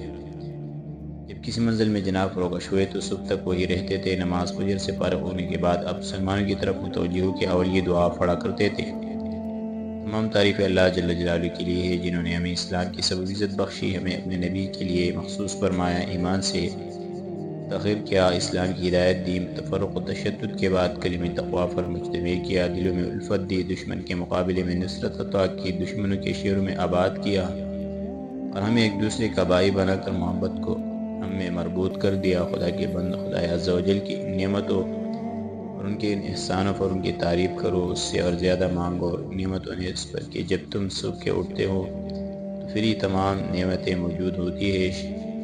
شکر بھیجو کیونکہ اللہ پاک تبارک تعالی زیادہ چاہنے والوں اور جو کچھ ان کے پاس ہے اس کے رغبت کرنے والوں کو اور زیادہ عنایت کرتے ہیں، اور اپنی نعمتوں کو شکر کرنے والوں پر پوری کر دیتے ہیں۔ دعا کے بعد افیالے میں سیتو برتے کھجورے اس کے پاس رکھتے اور سب ہمراہ فرماتے کہ کھاؤ اور خوب پیٹ بھر کر کھاؤ، اللہ تبارک و تعالیٰ تم پر رحم فرمائے، اور آپ بھی ان کے ساتھ تناول فرمانے لگتے۔ اس کے بعد منزل سے کوچ فرما دیتے۔ آپ اس طرح منزل در منزل کوچ کرتے چلے جا رہے تھے۔ عمر بن مالک عباسی رضی اللہ عنہ کہتے ہیں کہ جب حضرت خلیفۃ المسلمین عمر فاروق رضی اللہ عنہ نے ملک شام کا سفر اختیار فرمایا تھا، اس وقت میں بھی آپ کی ہمراہ تھا۔ اثناء راہ میں آپ پانی کے ایک ایسے چشمہ پر گزرے جو کہ قوم جزان کی ملکیت میں تھا، اور اس وقت ان کا یہ قافلہ یہاں فروکش ہو رہا تھا۔ پانی کا یہ چشمہ ذات المنار کے نام سے مشہور تھا۔ مسلمان بھی اسی کنارے پر ٹھہر گئے۔ حضرت امیر المومنین سیدنا عمر بن خطاب تشریف فرماتے، اصحاب رسول اللہ صلی اللہ علیہ وسلم آپ کے چاروں طرف بیٹھے ہوئے تھے کہ اچانک اس قافلے کے چند آدمی آپ کی خدمت میں حاضر ہوئے اور عرض کیا، اے امیر المومنین، ہمارے ساتھ ایک ایسا شخص ہے جس نے 2 حقیقی بہنوں سے نکاح کر رکھا ہے۔ آپ یہ سن کر غصے میں بھر گئے اور فرمایا کہ اسے حاضر کیا جائے۔ وہ شخص حاضر کیا گیا۔ آپ نے فرمایا، یہ دونوں عورت کون ہیں؟ اس نے کہا، میری بیویہ ہے۔ آپ نے فرمایا کہ ان دونوں میں کوئی قرابت بھی ہے؟ اس نے کہا، ہاں، یہ دونوں حقیقی بہنیں ہیں۔ آپ نے فرمایا، تو کس مذہب سے تعلق رکھتا ہے؟ کیا مسلمان نہیں؟ اس نے کہا، کیوں نہیں، میں تو مسلمان ہوں۔ آپ نے فرمایا، تو یہ نہیں جانتا کہ یہ دونوں تجھ پر حرام ہیں؟ اللہ تبارک و تعالیٰ اپنی کتاب مبین میں فرماتے ہیں، وَأَن تَجْمَعُوا بَيْنَ الْأُخْتَيْنِ إِلَّا مَا قَدْ سَلَفَ، کہ تم 2 بہنیں جمع کرو مگر جو پہلے گزر چکا۔ اس نے کہا، میں نہیں جانتا اور نہ مجھے یہ خبر ہے کہ یہ دونوں مجھ پر حرام ہیں۔ یہ سن کر آپ کو غصہ آیا اور فرمانے لگے، تو جھوٹ کہتا ہے، خدا کی قسم تجھ پر وہ دونوں حرام ہیں۔ مجھے چاہیے کہ ایک کو ان میں سے چھوڑ دیں، ورنہ یاد رکھ میں تیری گردن اڑا دوں گا۔ اس نے کہا کہ آپ میرے اوپر حکومت کرتے اور میرے عورتوں کے بارے میں مجھے دھمکاتے ہیں۔ یہ دین ایسا دین ہے کہ اس میں داخل ہو کر مجھے تو کوئی بہتری اور فلاح نہیں پہنچے، اور نہ میں اس میں داخل ہونا چاہتا تھا۔ آپ نے فرمایا اچھا میرے قریب ہو جاؤ۔ آپ کے پاس ہوا تو آپ نے اس کے سر پر چندورے مارے اور فرمایا خدا کی نیز اپنی جان کی دشمن اسلام کو برا کہتا ہے، حالانکہ یہ وہ دین ہے جسے اللہ تبارک تعالیٰ ان کے فرشتوں، پیغمبروں اور برگزیدہ لوگوں نے پسند کیا ہے۔ ان دونوں عورتوں میں سے یا تو ایک کو چھوڑ دے ورنہ یاد رکھ طریقے ہاتھ قائم کر کے اس ہاتھ کو جاری کر دوں گا۔ اس نے کہا میں انہیں کس طرح چھوڑوں؟ میں تو ان دونوں سے محبت رکھتا ہوں، البتہ آپ دونوں کے مابین قرعہ ڈال دیجئے، جس کے نام وہ نکل آئے گا میں اسے ہی رکھ لوں گا اور دوسری کو چھوڑ دوں گا، اگرچہ مجھے دونوں سے محبت ہے۔ حضرت عمر رضی اللہ عنہ نے قرعہ ڈالا اور 3 دفعہ وہ ایک ہی کے نام پر نکل آیا۔ شخص نے اسے رکھ لیا اور دوسری کو چھوڑ دیا۔ اس کے بعد حضرت امیر المومنین عمر فاروق رضی اللہ عنہ پھر اس شخص کی طرف متوجہ ہوئے، فرمایا میں جو تجھ سے کہنا چاہتا ہوں اسے گوش ہوش سے سن اور خوب یاد رکھ۔ جو شخص ہمارے دین میں داخل ہو کر مرتد ہو جاتا ہے ہم اسے قتل کر دیتے ہیں۔ اسلام کے چھوڑ دینے سے بچتے رہنا، نیز اس بات سے بھی محترز رہنا کہ پھر میرے پاس یہ خبر پہنچے کہ تو اپنی بیوی کی بہن یعنی سالی کے پاس گیا ہے، نہ تجھے میں سنسار کر دوں گا۔ واقعی رحمۃ اللہ علیہ کہتے ہیں کہ یہاں سے روانہ ہو کر آپ ایک ایسے مقام پر پہنچے جہاں قبیلہ بنی مرہ کے کچھ آدمی آباد تھے۔ ان میں سے آپ نے بعض آدمیوں کو دیکھا کہ انہیں سزا دینے کے لیے دھوپ میں کھڑا کر رکھا ہے۔ انہیں دیکھ کر آپ نے دریافت فرمایا انہیں کیوں سزا دی جا رہی ہے؟ کہا گیا ان کے ذمہ خراج ہے جسے وہ ادا نہیں کرتے، اس لیے انہیں سزا دی جا رہی ہے۔ آپ نے فرمایا اس کے دینے کے بارے میں کیا کہتے ہیں؟ کہا گیا کہ ان کا عذر یہ ہے کہ ہمارے پاس اتنا نہیں ہے جو ہم اسے ادا کر سکیں۔ آپ نے فرمایا انہیں چھوڑ دو اور ایسی تکلیف جسے یہ برداشت نہیں کر سکتے مت دو۔ میں نے رسول اللہ صلی اللہ علیہ وسلم سے سنا ہے، فرماتے تھے لا تعذبوا الناس فی الدنیا یعذبکم اللہ یوم القیامہ، لوگوں پر دنیا میں عذاب مت کر ورنہ اللہ تبارک و تعالیٰ تمہیں قیامت کے روز عذاب دیں گے۔ چنانچہ انہیں چھوڑ دیا گیا۔ یہاں سے رخصت ہو کر آپ وادی القریٰ میں تشریف لائے۔ لوگوں نے آپ کو اطلاع دی کہ یہاں فانی کے چشم پر ایک بوڑھا شخص رہتا ہے، اس کی ایک بیوی ہے اور ایک دوست۔ اس دوست نے ایک روز اس بوڑھے سے یہ کہا کہ آیا یہ ممکن ہے کہ تو اپنی عورت میں میرا حصہ بھی کرے؟ میں تیرے اونٹوں کو چراؤں گا، انہیں پانی پلاؤں گا، ان کی حفاظت کروں گا۔ ایک دن تیری بیوی تیرے پاس رہے گی اور ایک روز میرے پاس۔ اس بوڑھے نے کہا بہت بہتر اور خوشی سے منظور کر لیا۔ آپ نے یہ سن کر ان کی حاضری کا حکم دیا۔ وہ حاضر ہوئے تو آپ نے فرمایا کم بختو، تمہارا کیا یہ مذہب ہے؟ ان دونوں نے کہا اسلام۔ آپ نے فرمایا جس واقعے کی مجھے اطلاع دی گئی ہے اس کی اصلیت کہاں تک ہے؟ انہوں نے کہا وہ کیا واقعہ ہے؟ آپ نے جو کچھ سنا تھا وہ بیان فرما دیا۔ بوڑھے نے کہا یا امیر المومنین یہ بالکل صحیح ہے۔ آپ نے فرمایا کہ تم دونوں یہ نہیں جانتے کہ یہ دین اسلام میں حرام فعل ہے؟ انہوں نے کہا خدا کی قسم ہمیں خبر نہیں کہ یہ کام حرام ہے۔ آپ نے اس بوڑھے سے فرمایا تجھے ایسی کی ضرورت پڑی تھی اس فعل شنیع کا مرتکب ہوا؟ اس نے کہا میں بالکل بوڑھا ہوں۔ ہاتھ پھیروں نے جواب دے دیا اولاد نہیں جس پر اعتماد کروں۔ میں نے سمجھا کہ یہی اونٹوں کے چرانے، پانی پلانے اور ان کی دیکھ بھال کرنے کے کام آ جائے کرے گا، اسے بھی اپنی بیوی میں شریک کر لوں۔ یہ سوچ کر میں نے اسے شریک کر لیا۔ اب جب کہ مجھے یہ معلوم ہو گیا کہ یہ حرام ہے تو اب ایسا نہیں کروں گا۔ آپ نے فرمایا اپنی عورت کا ہاتھ پکڑ لے، تیرے سوا اس پر کسی کا حق نہیں۔ اس کے بعد آپ اس جوان کی طرف متوجہ ہوئے، فرمایا خبردار، اب سے اس عورت کے پاس جانے سے محترز رہنا۔ اگر مجھے معلوم ہو گیا تو پھر اس کے پاس گئے ہیں تو گردن اڑا دوں گا۔ اس کے بعد آپ پھر بیت المقدس کی طرف روانہ ہوئے اور چلتے رہے حتیٰ کہ آپ شام کی حدود میں داخل ہو گئے۔ حضرت اسلم بن برقان نے جو آپ کے غلام تھے بیان کیا ہے کہ جب ہم حدود شام میں داخل ہو گئے تو دفعتاً ہم نے چند سواروں کا ایک دستہ دیکھا۔ حضرت عمر رضی اللہ عنہ نے حضرت زبیر بن عوام رضی اللہ عنہ سے فرمایا تم جلدی جا کر اس دستہ کی خبر لاؤ۔ حضرت زبیر رضی اللہ عنہ کے پاس گئے تو معلوم ہوا کہ یمن کے مسلمانوں کا ایک دستہ ہے جسے حضرت ابو عبیدہ بن جراح رضی اللہ عنہ نے خلیفۃ المسلمین حضرت عمر فاروق رضی اللہ عنہ کی خبر لانے کے لیے روانہ کیا ہے۔ حضرت زبیر بن عوام رضی اللہ عنہ فرماتے کہ انہوں نے مجھے دیکھ کر سلام کیا اور کہا صاحبزادے کہاں سے آ رہے ہیں؟ میں نے کہا مدینۃ الرسول صلی اللہ علیہ وسلم سے۔ انہوں نے کہا وہاں خیریت ہے اور وہاں کے باشندے اچھی طرح ہے؟ میں نے کہا خیریت۔ انہوں نے کہا امیر المومنین کا کیا ارادہ رہا ہے؟ وہ ادھر تشریف لا رہے ہیں یا نہیں؟ میں نے کہا تم کون ہو؟ انہوں نے کہا ہم یمنی عرب ہے، ہمیں حضرت عبیدہ بن جراح رضی اللہ عنہ نے اس غرض سے ادھر روانہ کیا ہے کہ ہم حضرت عمر فاروق رضی اللہ عنہ کی تشریف آوری کے متعلق خبر معلوم کر سکے۔ میں یہ سن کر حضرت عمر فاروق رضی اللہ عنہ کی خدمت میں لوٹا اور آپ کو اس کی اطلاع دی۔ آپ نے فرمایا ابو عبداللہ خاموش رہو۔ اتنے میں وہ لوگ بھی ہم تک پہنچ گئے۔ پہلے انہوں نے سلام کیا، پھر حضرت عمر فاروق رضی اللہ عنہ کے متعلق دریافت کرنے لگے۔ لوگوں نے کہا حضرت خلیفۃ المسلمین یہ ہے، کیا چاہتے ہو؟ انہوں نے کہا یا امیر المومنین، جناب کے انتظار میں آنکھیں پتھرا گئی اور گردنیں بلند ہوتی تک گئی۔ ممکن ہے کہ اللہ تبارک و تعالیٰ جناب کے دست مبارک پر بیت المقدس فتح کرا دے۔ وقیدی رحمۃ اللہ علیہ کہتے ہیں کہ اس کے بعد دستہ مسلمانوں کے لشکر کی طرف پلٹا، وہاں پہنچ کر بلند آواز سے مسلمانوں کو مخاطب کر کے کہنے لگا، مسلمانوں، حضرت خلیفۃ المسلمین عمر فاروق رضی اللہ عنہ کی تشریف آوری تمہیں مبارک ہو۔ یہ سنتے ہی مسلمانوں میں ایک جنبش پیدا ہو گئی اور سب نے چاہا کہ سوار ہو کے استقبال کے لیے دوڑ جائے، مگر حضرت عبیدہ بن جراح رضی اللہ عنہ نے انہیں قسم دے کر فرمایا، میری طرف سے ہر مسلمان کو قسم ہے کہ وہ اپنی جگہ سے نہ ہلے۔ عذاب بعد حضرت عبیدہ بن جراح رضی اللہ عنہ مہاجرین انصار کے ہمراہ استقبال کے لیے نکلے۔ جس وقت آپ حضرت عمر رضی اللہ عنہ کے قریب پہنچے تو حضرت عمر رضی اللہ عنہ نے ان کی طرف دیکھا۔ حضرت عبیدہ بن جراح رضی اللہ عنہ اسلحہ سے مسلح کمان اونڈے پر لٹکائے ایک اونٹی پر، جس کے اوپر سود کے ایک جول پڑی ہوئی اور جس کی مہار کانوں کی ہے، سوار ہوئے آ رہے ہیں۔ ادھر حضرت عبیدہ بن جراح رضی اللہ عنہ نے بھی آپ کو دیکھا، اپنی اونٹی کو بٹلایا اور اتر گئے۔ حضرت امیر المومنین عمر فاروق رضی اللہ عنہ نے بھی ادھر اونٹ کو روکا اور بٹلا کے کافی ہو گئے۔ تو عبیدہ بن جراح رضی اللہ عنہ نے مصافحہ کے لیے ہاتھ بڑھایا۔ حضرت عمر فاروق رضی اللہ عنہ نے مصافحہ فرمایا اور معانقہ کیا۔ مسلمان نے آپس میں ایک نے دوسرے کو سلام کیا اور حضرت عمر فاروق رضی اللہ عنہ کے سامنے آ کے سلام کرنے لگا۔ پھر دونوں حضرات سوار ہو کے باتیں کرتے ہوئے لوگوں کے آگے آگے تشریف لے چلے، حتیٰ کہ بیت المقدس میں پہنچ گئے۔ قیام کے بعد حضرت امیر المومنین حضرت عمر فاروق رضی اللہ عنہ نے مسلمانوں کو نماز فجر پڑھائی اور اس کے بعد ایک نہایت عمدہ تقریر کی جو حسب ذیل ہے: الحمدللہ الحمد القوال مجید الفعال لما یرید، تمام تعریفیں ان اللہ تبارک و تعالیٰ کے لیے ہے جو خصوصی صفات، صاحب قوت، بزرگ اور ہر اس چیز کے بنانے والے ہیں جس کا وہ ارادہ فرما لیتے ہیں۔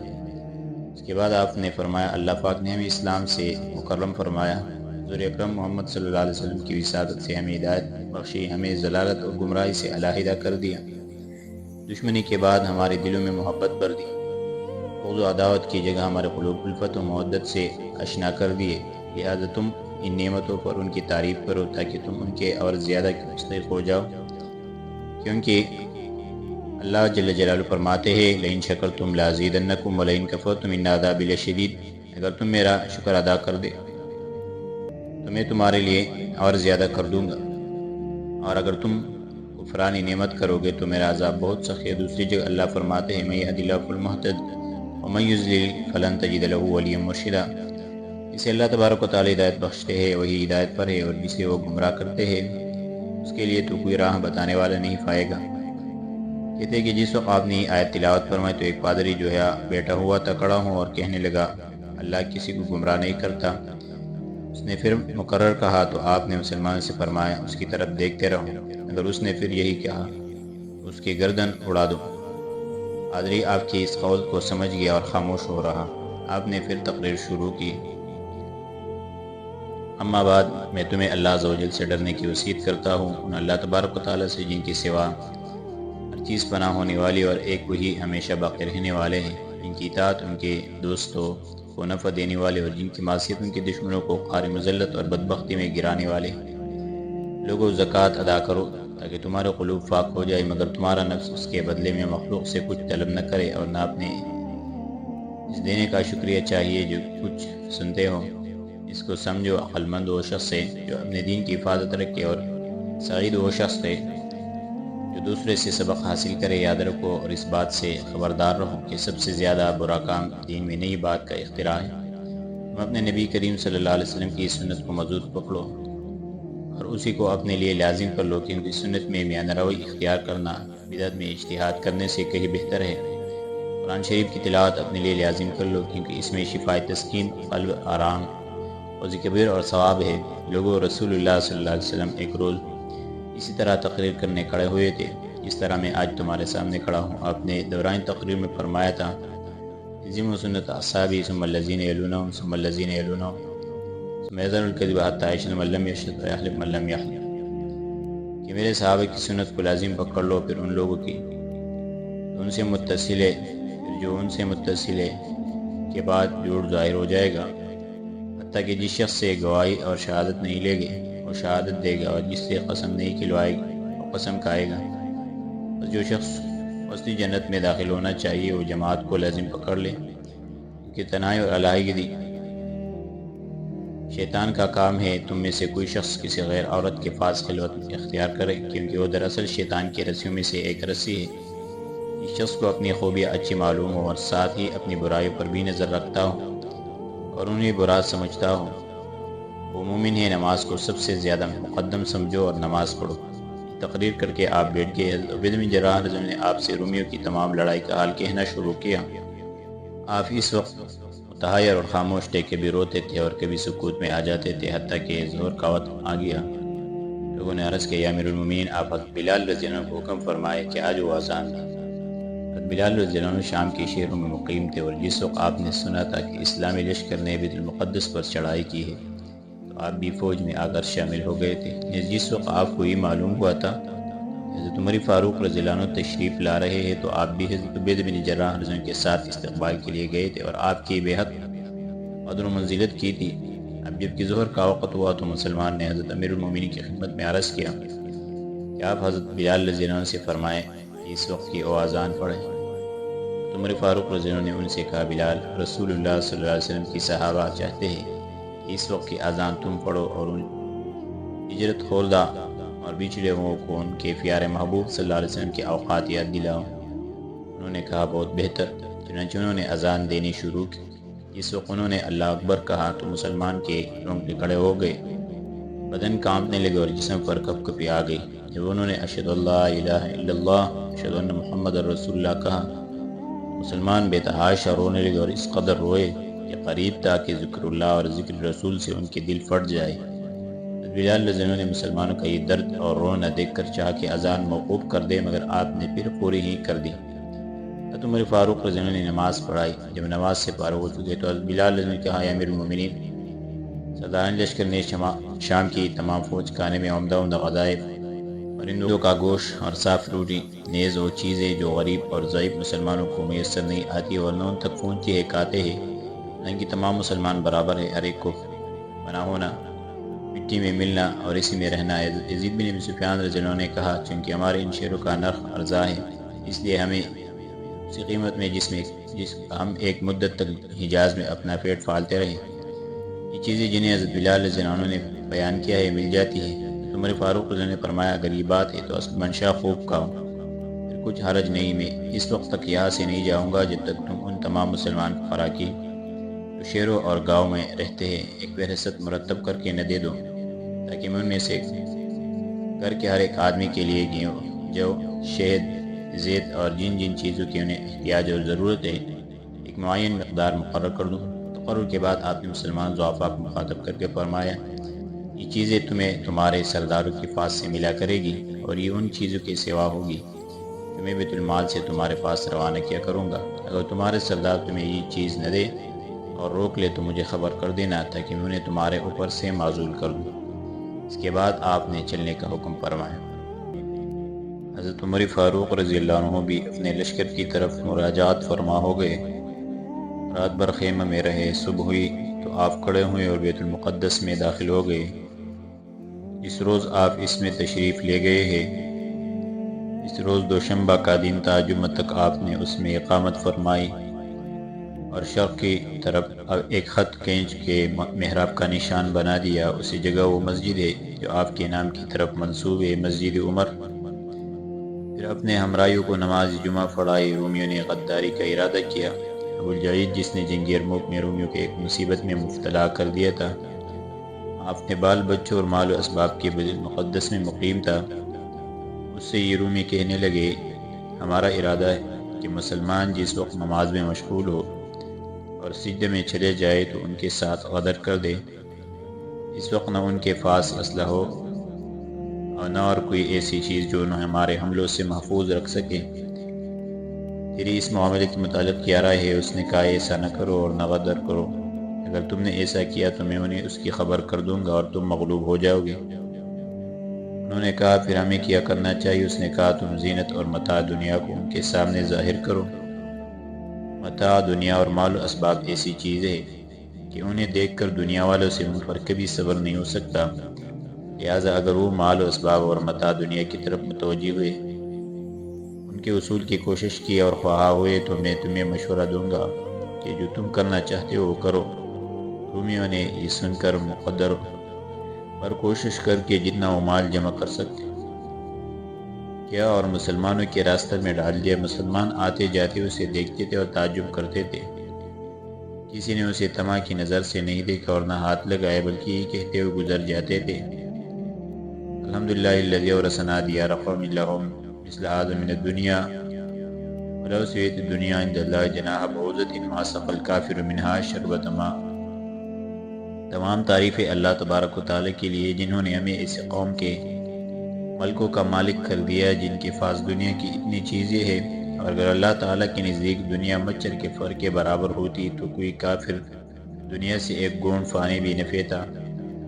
عطاء بن سالم رضی اللہ عنہ کہتے ہیں کہ خدا کی قسم اس مسلمان نے اس مال و اسباب اور متاع دنیا کی طرف ہاتھ نہیں بڑھایا اور نہ اسے چھوا۔ ابوالجید یہ دیکھ کر رومیوں سے کہنے لگا یہی ہے وہ قوم جن کی تعریف اللہ عز و جل نے تورات اور انجیل میں بیان کی ہے، یہ ہمیشہ حق پر رہے گے، اور جب تک یہ حق پر رہے گی ان سے کوئی قوم آگ تک نہیں ملا سکتی اور نہ کہ ان کے مقابلے میں ٹھہر سکتی ہے۔ عقیدی رحمۃ اللہ علیہ کہتے ہیں کہ امیر المومنین حضرت عمر فاروق رضی اللہ عنہ نے بیت المقدس میں 10 دن تک قیام فرمایا۔ شیر بن حوشب رحمۃ اللہ علیہ تعالیٰ کہتے ہیں کہ میں نے حضرت کعب احبار رضی اللہ عنہ سے سنا ہے، وہ کہتے تھے کہ امیر المومنین حضرت عمر بن خطاب رضی اللہ عنہ صلح اور معاہدہ کے بعد جب بیت المقدس میں داخل ہوئے تو آپ نے 10 روز وہاں اقامت فرمائی۔ میں ان ایام میں مضافات فلسطین کے ایک گاؤں میں مقیم تھا۔ میں اس غرض سے آپ کی خدمت میں حاضر ہوا کہ آپ کے دست مبارک پر اسلام لاؤں۔ اس کی وجہ یہ تھی کہ میرے والد موسیٰ ابن عمران علیہ السلام کی کتاب کے جو اللہ تعالیٰ نے ان پر نازل فرمائی تھی بہت بڑے عالم تھے، مجھ سے چونکہ انہیں بے حد انس اور محبت و شفقت تھی، اس لیے مجھے انہوں نے ہر ایک چیز کی تعلیم دی تھی اور کوئی چیز دفاع نہیں رکھی۔ ان کی موت کا جب وقت آیا تو مجھے بلا کے کہنے لگا بیٹا تمہیں خود معلوم ہے کہ میرے پاس جو کچھ تھا وہ سب میں نے تمہیں سکھلا دیا ہے اور کوئی چیز تم سے نہیں چھپائی، مگر مجھے ڈر ہے کہ کئی بعض جھوٹے لوگ تمہارے پاس آ کر تمہیں فریب دے اور تم ان کی مطابقت اختیار نہ کر لو۔ میں اس دیوار کے سوراخ میں جسے تم دیکھ رہے ہو ان 2 ورقوں کو رکھتا ہوں، انہیں نہ چھیڑنا اور نہ انہیں اس وقت تک کھول کے دینا جب تک تم یہ نہ سن لو کہ نبی آخر الزمان جن کا نام محمد صلی اللہ علیہ وسلم میں مبعوث ہو گئے ہیں۔ اگر اللہ تبارک و تعالیٰ تمہارے ساتھ بھلائی اور بہتری چاہے گے تو تم ان دونوں پر عمل کرو گے۔ اس وصیت کے بعد ان کا انتقال ہو گیا اور میں نے انہیں دفن کر دیا۔ کعب بن احبار رضی اللہ عنہ کا بیان ہے کہ مجھے اس سے زیادہ کس چیز کا شوق نہیں تھا کہ تعزیت کے ایام گزرے تو میں انہیں کھول کر دیکھوں۔ تعزیت کے دن گزر جانے کے بعد میں نے ان دونوں ورقوں کو کھل کر پڑھنا شروع کیا۔ ان میں لکھا ہوا تھا لا الہ الا اللہ محمد الرسول اللہ خاتم النبی لا نبی بعدہ، آخری یعنی اللہ جل جلالہ کے سوا کوئی معبود نہیں، محمد رسول اللہ صلی اللہ علیہ وسلم کے بھیجے ہوئے رسول ہے جو نبیوں کو پورا کرنے والے ہیں، ان کے بعد اور کوئی نبی نہیں۔ ان کے پیدا ہونے کی جگہ مکہ معظمہ ہے اور دار ہجرت مدینہ طیبہ۔ نوبت خواہ ہوگے درش مزاج اور نیا ہوگو، ان کی امت شکر اور حمد کرنے والے ہوگی۔ اس کے افراد ہر حالت میں باری تعالیٰ کا شکریہ اور تعریف کرنے والے ہوگی۔ ان کی زبان تحلیل و تکبیر کی آواز سے تر رہے گی اور وہ ہر ایک دشمن پر جو ان کے ساتھ معاندت سے پیش آئے گا فاتح اور منصور رہے گی۔ وہ اپنی شرمگاہوں کو دھوئیں گے، پردہ کی چیزوں کو چھپائیں گے، ان کے سینوں میں قرآن ہوگی، آپس میں ایسے مہربان ہوگے جیسے انبیاء علیہ السلام اپنی امتوں پر قیامت میں سب سے پہلے جنت میں داخل ہوگی۔ اور ایمان میں سبقت کرنے والے مقربین شفاعت کرنے والے ہیں جن کی شفاعت قبول کی گئی ہے۔ یہ پڑھ کر میں نے اپنے دل میں کہا کیا اس سے بہتر اور اعظم کوئی دوسری چیز مجھے میرے والد نے سکھلائی ہے؟ یعنی نہیں۔ اپنے والد کے انتقال کے بعد جب تک اللہ تبارک و تعالی نے چاہا میں ٹھہرا رہا اور توقف کرتا رہا، تاکہ میں نے سنا کہ مکہ معظمہ میں نبی صلی اللہ علیہ وسلم مبعوث ہوا ہے اور وہ برسا کر اپنی باتوں کو ظاہر کرتے ہیں۔ میں نے کہا خدا کی قسم ضرور وہی ہوگی۔ میں برابر ان کے حال اور کاموں کے متعلق دریافت کرتا رہا، تاکہ مجھے خبر ملی کہ وہ مکہ معظمہ چھوڑ کر یثرب کی طرف ہجرت فرما گئے ہیں۔ میں ان کے امور کی برابر نگاہ رکھتا رہا، یہاں تک کہ آپ نے غزوہ کیے، جہاد فرمایا اور دشمنوں پر غالب ہوئے۔ میں نے چاہا کہ دربار رسالت میں حاضر ہوں، مگر مجھے معلوم ہوا کہ اس عالم سے انتقال فرما گئے ہیں اور وہی منقطع ہو گئی ہے صلی اللہ علیہ وسلم۔ یہ معلوم کر کے مجھے خیال ہوا کہ جن کا میں انتظار کر رہا تھا شاید وہ نہیں تھے۔ اسے خیال میں رہا حتیٰ کہ میں نے خواب میں دیکھا کہ آسمانوں کے دروازے کھل رہے ہیں، فرشتے گروہ در گروہ اتر رہے ہیں، اور ایک کہنے والا کہہ رہا ہے رسول اللہ صلی اللہ علیہ وسلم انتقال فرما گئے، اور زمین والوں سے وہی منقطع ہو گئی۔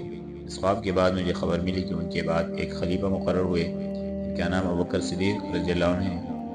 میں نے اپنے دل میں کہا کہ میں ان کی خدمت میں حاضر ہوں۔ ابھی بہت کمی مدت ہوئی تھی کہ ان کی فوج ہمارے پاس شام کی طرف آئے، اور پھر اس کے بعد ان کی وفات کی خبر بھی پہنچ گئی، اور یہ بھی معلوم ہوا کہ ان کے بعد ایک اور شخص گندے رنگ کے خلیفہ ہوئے جن کا نام عمر رضی اللہ عنہ ہے۔ میں نے اپنے دل میں کہا تا وقتی کہ میں اس دین کے متعلق خوب اچھی طرح تحقیق نہ کر لوں اور اس کی حقیقت سے کما حق واقف نہ ہو جاؤں، اس وقت تک اس میں داخل نہیں ہوگا۔ میں برابر اس کی تحقیقات کرتا رہا حتیٰ کہ حضرت عمر بن خطاب رضی اللہ عنہ بیت المقدس میں تشریف لائے اور اہلیان بیت المقدس سے صلح کی۔ میں نے ان کے وفائی عہد پر نظر دوڑائی، اور جو اللہ تبارک و تعالیٰ نے ان کے دشمنوں کے ساتھ کیا تھا اس پر نگاہ ڈالی، تو مجھ پر منکشف اور محقق ہو گیا کہ نبی امی محمد صلی اللہ علیہ وسلم کی امت یہی حضرات ہیں۔ اور میں نے اپنے دل میں اس دین کے اندر داخل ہونے کا مکالمہ کیا، اور میں پسپیش ہی کرتا رہا کہ آیا داخل ہو یا نہیں، حتیٰ کہ ایک رات میں اپنے گھوڑے پر کڑا ہوا تھا کہ ایک مرد مسلمان نے اس وقت یہ آیت پڑھنی شروع کی، یا ایھا الذین اوتوا الکتاب آمنوا بما نزلنا مصدقا لما معکم من قبل ان نطمس وجوہا فنرد علی ادبارها ونلعنهم کما لعنا اصحاب السبت وکان امر اللہ مفعولا۔ یہ وہ لوگ جو کتاب دیے گئے ہوں، یعنی اہلی کتاب، ایمان لاؤ اس چیز کے ساتھ جو ہم نے نازل کی ہے، حیران حالی کی وہ اس کی تصدیق کرنے والی ہے جو تمہارے پاس ہے، یعنی تورات انجیل، پہلے اس بات سے ہے کہ مٹا ڈالے ہم انہوں کو، بس پھیر دے ہم ان کو ان کی پیٹوں پر یا لعنت کرے، ہم ان پر جیسا کہ لعنت کی ہم نے اب تو والوں پر اور ہے اللہ تعالیٰ کا حکم کیا گیا۔ یہ آیت سنتے ہی ڈرا، اور خدا کی قسم مجھے خوف ہوا کہ کہیں صبح ہونے سے قبل ہی میرا منہ نہ پھیرا جائے۔ مجھے صبح ہونے سے زیادہ اور کسی بات کا اشتیاق نہیں تھا، حتیٰ کہ صبح ہی میں اپنے گھر سے نکل کھڑا ہوا۔ لوگوں سے حضرت عمر بن خطاب رضی اللہ عنہ کے متعلق دریافت کیا تو معلوم ہوا کہ آپ بیت المقدس میں تشریف فرما ہے۔ میں بیت المقدس کی طرف چلا۔ جس وقت میں آپ کی خدمت میں پہنچا تو اس وقت جناب صخرہ کے قریب مسلمانوں کو فجر کی نماز پڑھا رہے تھے۔ نماز کے بعد میں آپ کے سامنے حاضر ہوا، آپ کو سلام کیا، آپ نے سلام کا جواب مرحمت فرمایا اور دریافت کیا کہ تم کون ہو؟ میں نے کہا کعب بن احبار ہوں، اور اس لیے حاضر ہوا کہ اسلام میں داخل ہو جاؤ، کیونکہ میں نے طبی سوامی میں جناب محمد رسول اللہ صلی اللہ علیہ وسلم کی صفات دیکھی ہے۔ اللہ کا آپ کیا تم ہمارے دین میں داخل ہو سکتے ہو؟ میں نے کہا یا امیر المومنین، آپ کی اس کتاب میں جو آپ کے دین و مذہب کے اوامر بتلانے کے لیے آپ کی طرف نازل کی گئی، کیا کہ سیدنا حضرت ابراہیم علیہ السلام کا بھی ذکر ہے؟ آپ نے فرمایا ہاں۔ اس کے بعد آپ نے یہ آیت پڑھی وَوَصَّىٰ بِهَا إِبْرَاهِيمُ بَنِيهِ وَيَعْقُوبُ يَا بَنِيَّ إِنَّ اللَّهَ اصْطَفَىٰ لَكُمُ الدِّينَ فَلَا تَمُوتُنَّ إِلَّا وَأَنتُم مُّسْلِمُونَ أَمْ كُنتُمْ شُهَدَاءَ إِذْ حَضَرَ يَعْقُوبَ الْمَوْتُ إِذْ قَالَ لِبَنِيهِ مَا تَعْبُدُونَ مِن بَعْدِي قَالُوا نَعْبُدُ إِلَٰهَكَ وَإِلَٰهَ آبَائِكَ إِبْرَاهِيمَ وَإِسْمَاعِيلَ وَإِسْحَاقَ إِلَٰهًا وَاحِدًا وَنَحْنُ لَهُ مُسْلِمُونَ۔ اور یہی وصیت کی تھی ابراہیم نے اپنے بیٹوں، اور یعقوب نے اے بیٹو، اللہ تبارک و تعالیٰ نے تمہارے واسطے دین کو پسند کر لیا ہے، بس نہ مرو تم مگر درا حالی کہ تم مسلمان ہو۔ کیا تم اس وقت حاضر تھے جب یعقوب کی موت کا وقت آیا، جب اس نے اپنے بیٹوں سے کہا کہ میرے بعد کسی کی عبادت کیا کرو گے؟ انہوں نے کہا ہم تیرے معبود اور تیرے آبا و اجداد ابراہیم اور اسماعیل اور اسحاق کے معبود کی عبادت کریں گے، جو ایک ہی معبود ہے اور اس کے حکم برادر ہے۔ اس کے بعد آپ نے یہ آیت تلاوت کی ما کان ابراہیم یہودی ولا نصرانی ولکن کان حنیفا مسلما۔ نہ ابراہیم یہودی تھے اور نہ نصرانی، البتہ ایک سیدھے راستہ پر چلنے والے مسلمان تھے۔ بعد آپ نے یہ آیت تلاوت کی فغیر دین اللہ یقول ولہ اسلم کہ اللہ کے دین کے سوا کسی دوسرے کو پسند کرتے ہو. تب بعد یہ پڑھی وَمَن یبتغِ غَیرَ الْإِسْلَامِ دِینًا فَلَن یُقْبَلَ مِنْهُ جو شخص دین اسلام کے سوا کسی دوسرے مذہب کا اتباع کرے گا بس اس سے قبول نہیں کیا جائے گا. حضرت کعب رحمۃ اللہ علیہ کہتے ہیں کہ جس وقت میں نے آیات سنے تو فوراً میں نے کہا یا امیر المومنین اشہد ان لا الہ الا اللہ اشہد ان محمدا عبدہ ورسولہ.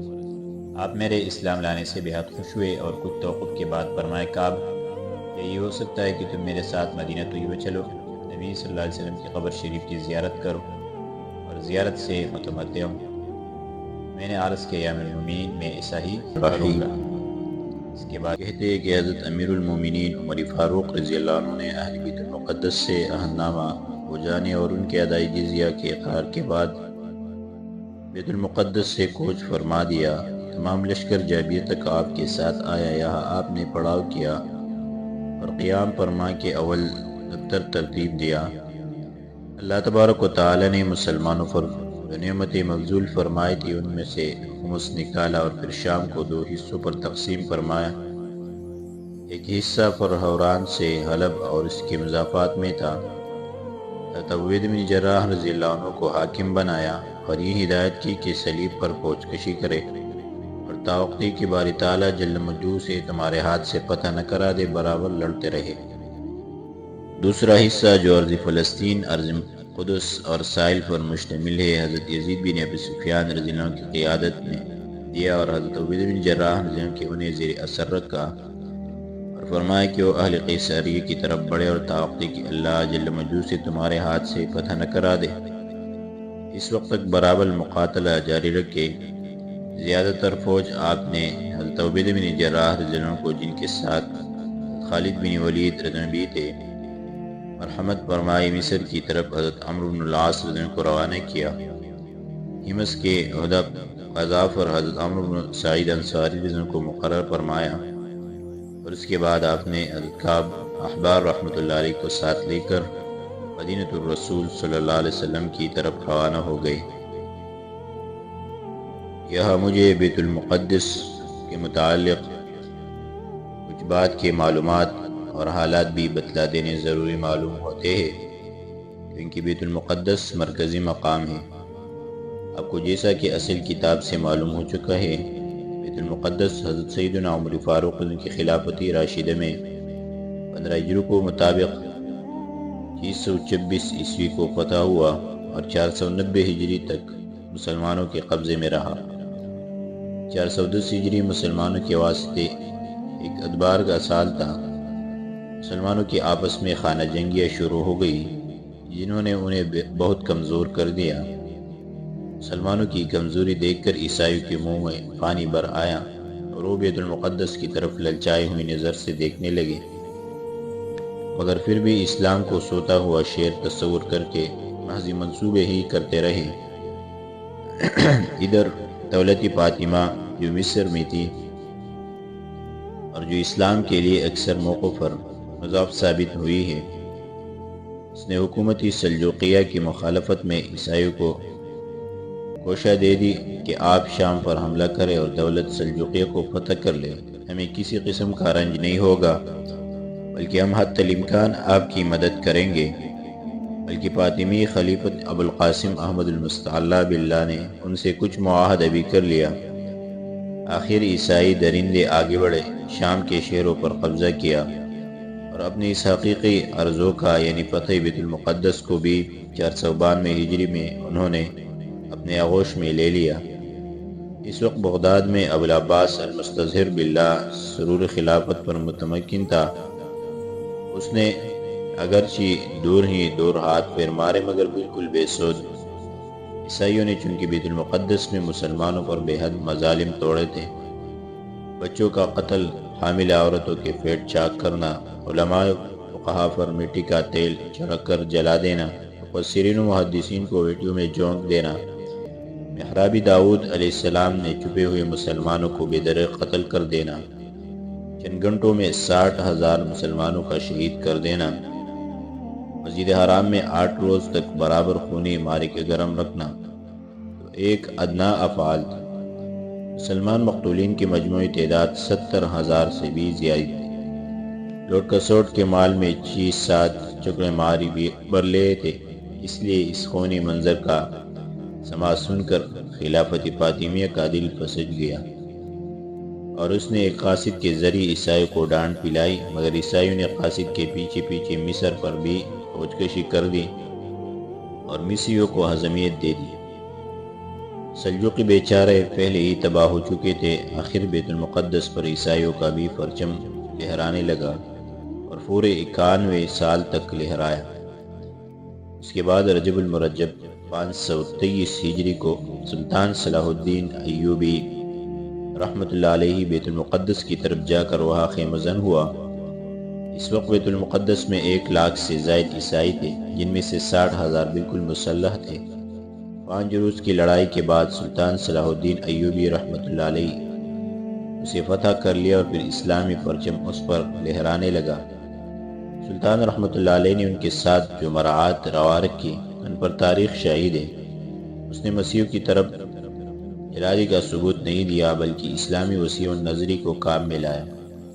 بغداد میں اس وقت تخت خلافت پر ناصر الدین اللہ احمد ابو العباس متمکن تھا۔ سلطان کے فرائض سیکریٹری عماد نے آستانِ خلافت بغداد کو فتح کی خوشخبری لکھی۔ سفر المظفر 558 ہجری میں خلافت بغداد ایک سفیر کے ذریعہ سلطان کا شکریہ ادا کیا۔ اکتوبر 947 عیسوی میں یورپ کو یہ اطلاع ہوئی کہ بیت المقدس کو سلطان صلاح الدین نے فتح کر لیا ہے۔ اس خبر سے یورپ میں ایک کہرام مچ گیا۔ خوف انسالس کا یہ سنتے ہی دم نکل گیا اور وہ دوزخ میں چلا گیا۔ ولیم عاطف اشرف نے اپنی تقریروں سے تمام یورپ میں مسلمانوں کے خلاف آگ بھڑکا دی اور سب کو لڑنے کے لیے آمادہ کر دیا۔ فرانس اور انگلستان جو مدت سے ایک دوسرے کے ساتھ دست و گریبات متحد ہو گئے اور یورپ کے بڑے بڑے ملک کے سیاسی رہنما، نواب اور سلاطین نے انجیلوں کو ہاتھ میں اٹھا اٹھا کر بیت المقدس کی چھین لینے کی قسمیں کھائے اور چل کھڑے ہوئے۔ شاہ فرانس اور شاہ انگلستان اسکان میں مسلمانوں میں جا پڑے، مگر خدا کے فضل و کرم سے سلطان کا بال تک دیکھا نہ کر سکا اور 1914 عیسوی تک مسلمان بیت المقدس پر قابض رہے۔ 1914 عیسوی میں ایک جنگ عظیم ہوئی اور اس میں بیت المقدس مسلمانوں کے ہاتھ سے نکل گیا اور اب تک یعنی 1937 عیسوی مطابق 1342 ہجری تک نکلا ہوا اور غیروں کے ہاتھ میں ہے، جس سے مسلمانوں کی عبرت حاصل کرنی چاہیے۔ اور آج 2004 ہے اور میں کہتا ہوں آج 2025 ہے، مگر مسلم حکمران غفلت کی گہری نیند سے ہوئے، گویا اس یہودی قبضہ کو قضائے الہی تصور کرتے ہوئے راضی رضا ہے۔ یہ بات تو زمین میں آ گئی، آگے بڑھتے ہیں۔ اہلیان مدینۃ الرسول صلی اللہ علیہ وسلم یہ خیال کرتے تھے کہ حضرت عمر رضی اللہ عنہ شام میں عمدہ میوے، فراوانی اور نرخوں کی ارزانی دیکھ کر نیز، چونکہ شام بلاد الانبیاء المقدس اور محشر کی جگہ ہے، حشر کا میدان یہی ہوگا، یہ سوچ کر شاید وہی نہ قیام فرما لے۔ یہ روزانہ مدینہ منورہ سے نکل کر آپ کا انتظار کیا کرتے تھے اور خبریں معلوم کیا کرتے تھے، حتیٰ کہ ایک روز آپ تشریف لائے، آپ کے قدوم منت لزوم سے تمام مدینہ جنبش میں آ گیا۔ رسول اللہ صلی اللہ علیہ وسلم کے صحابہ رضوان اللہ تعالی علیہم اجمعین آپ کے آنے اور آپ کو دیکھنے سے بے حد خوش ہوئے، آپ کو سلام کیا، مرحبا کہا۔ اللہ تبارک و تعالی نے آپ کے ہاتھ سے جو فتح بخشی تھی اس کی مبارکباد دی۔ آپ سب سے پہلے مسجد میں تشریف لائے، رسول اللہ صلی اللہ علیہ وسلم اور حضرت ابوبکر صدیق نے قبروں پر سلام کیا اور 2 رکعت نماز پڑھی اور حضرت کعب احبار کی طرف متوجہ ہوئے، فرمانے لگے تم نے جو 2 ورقوں کے اندر لکھا ہوا دیکھا تھا مسلمانوں سے بیان کرو۔ انہوں نے بیان کیا اور لوگوں نے اس سے اپنے ایمانوں کو تقویت بخشی، رضی اللہ عنہ۔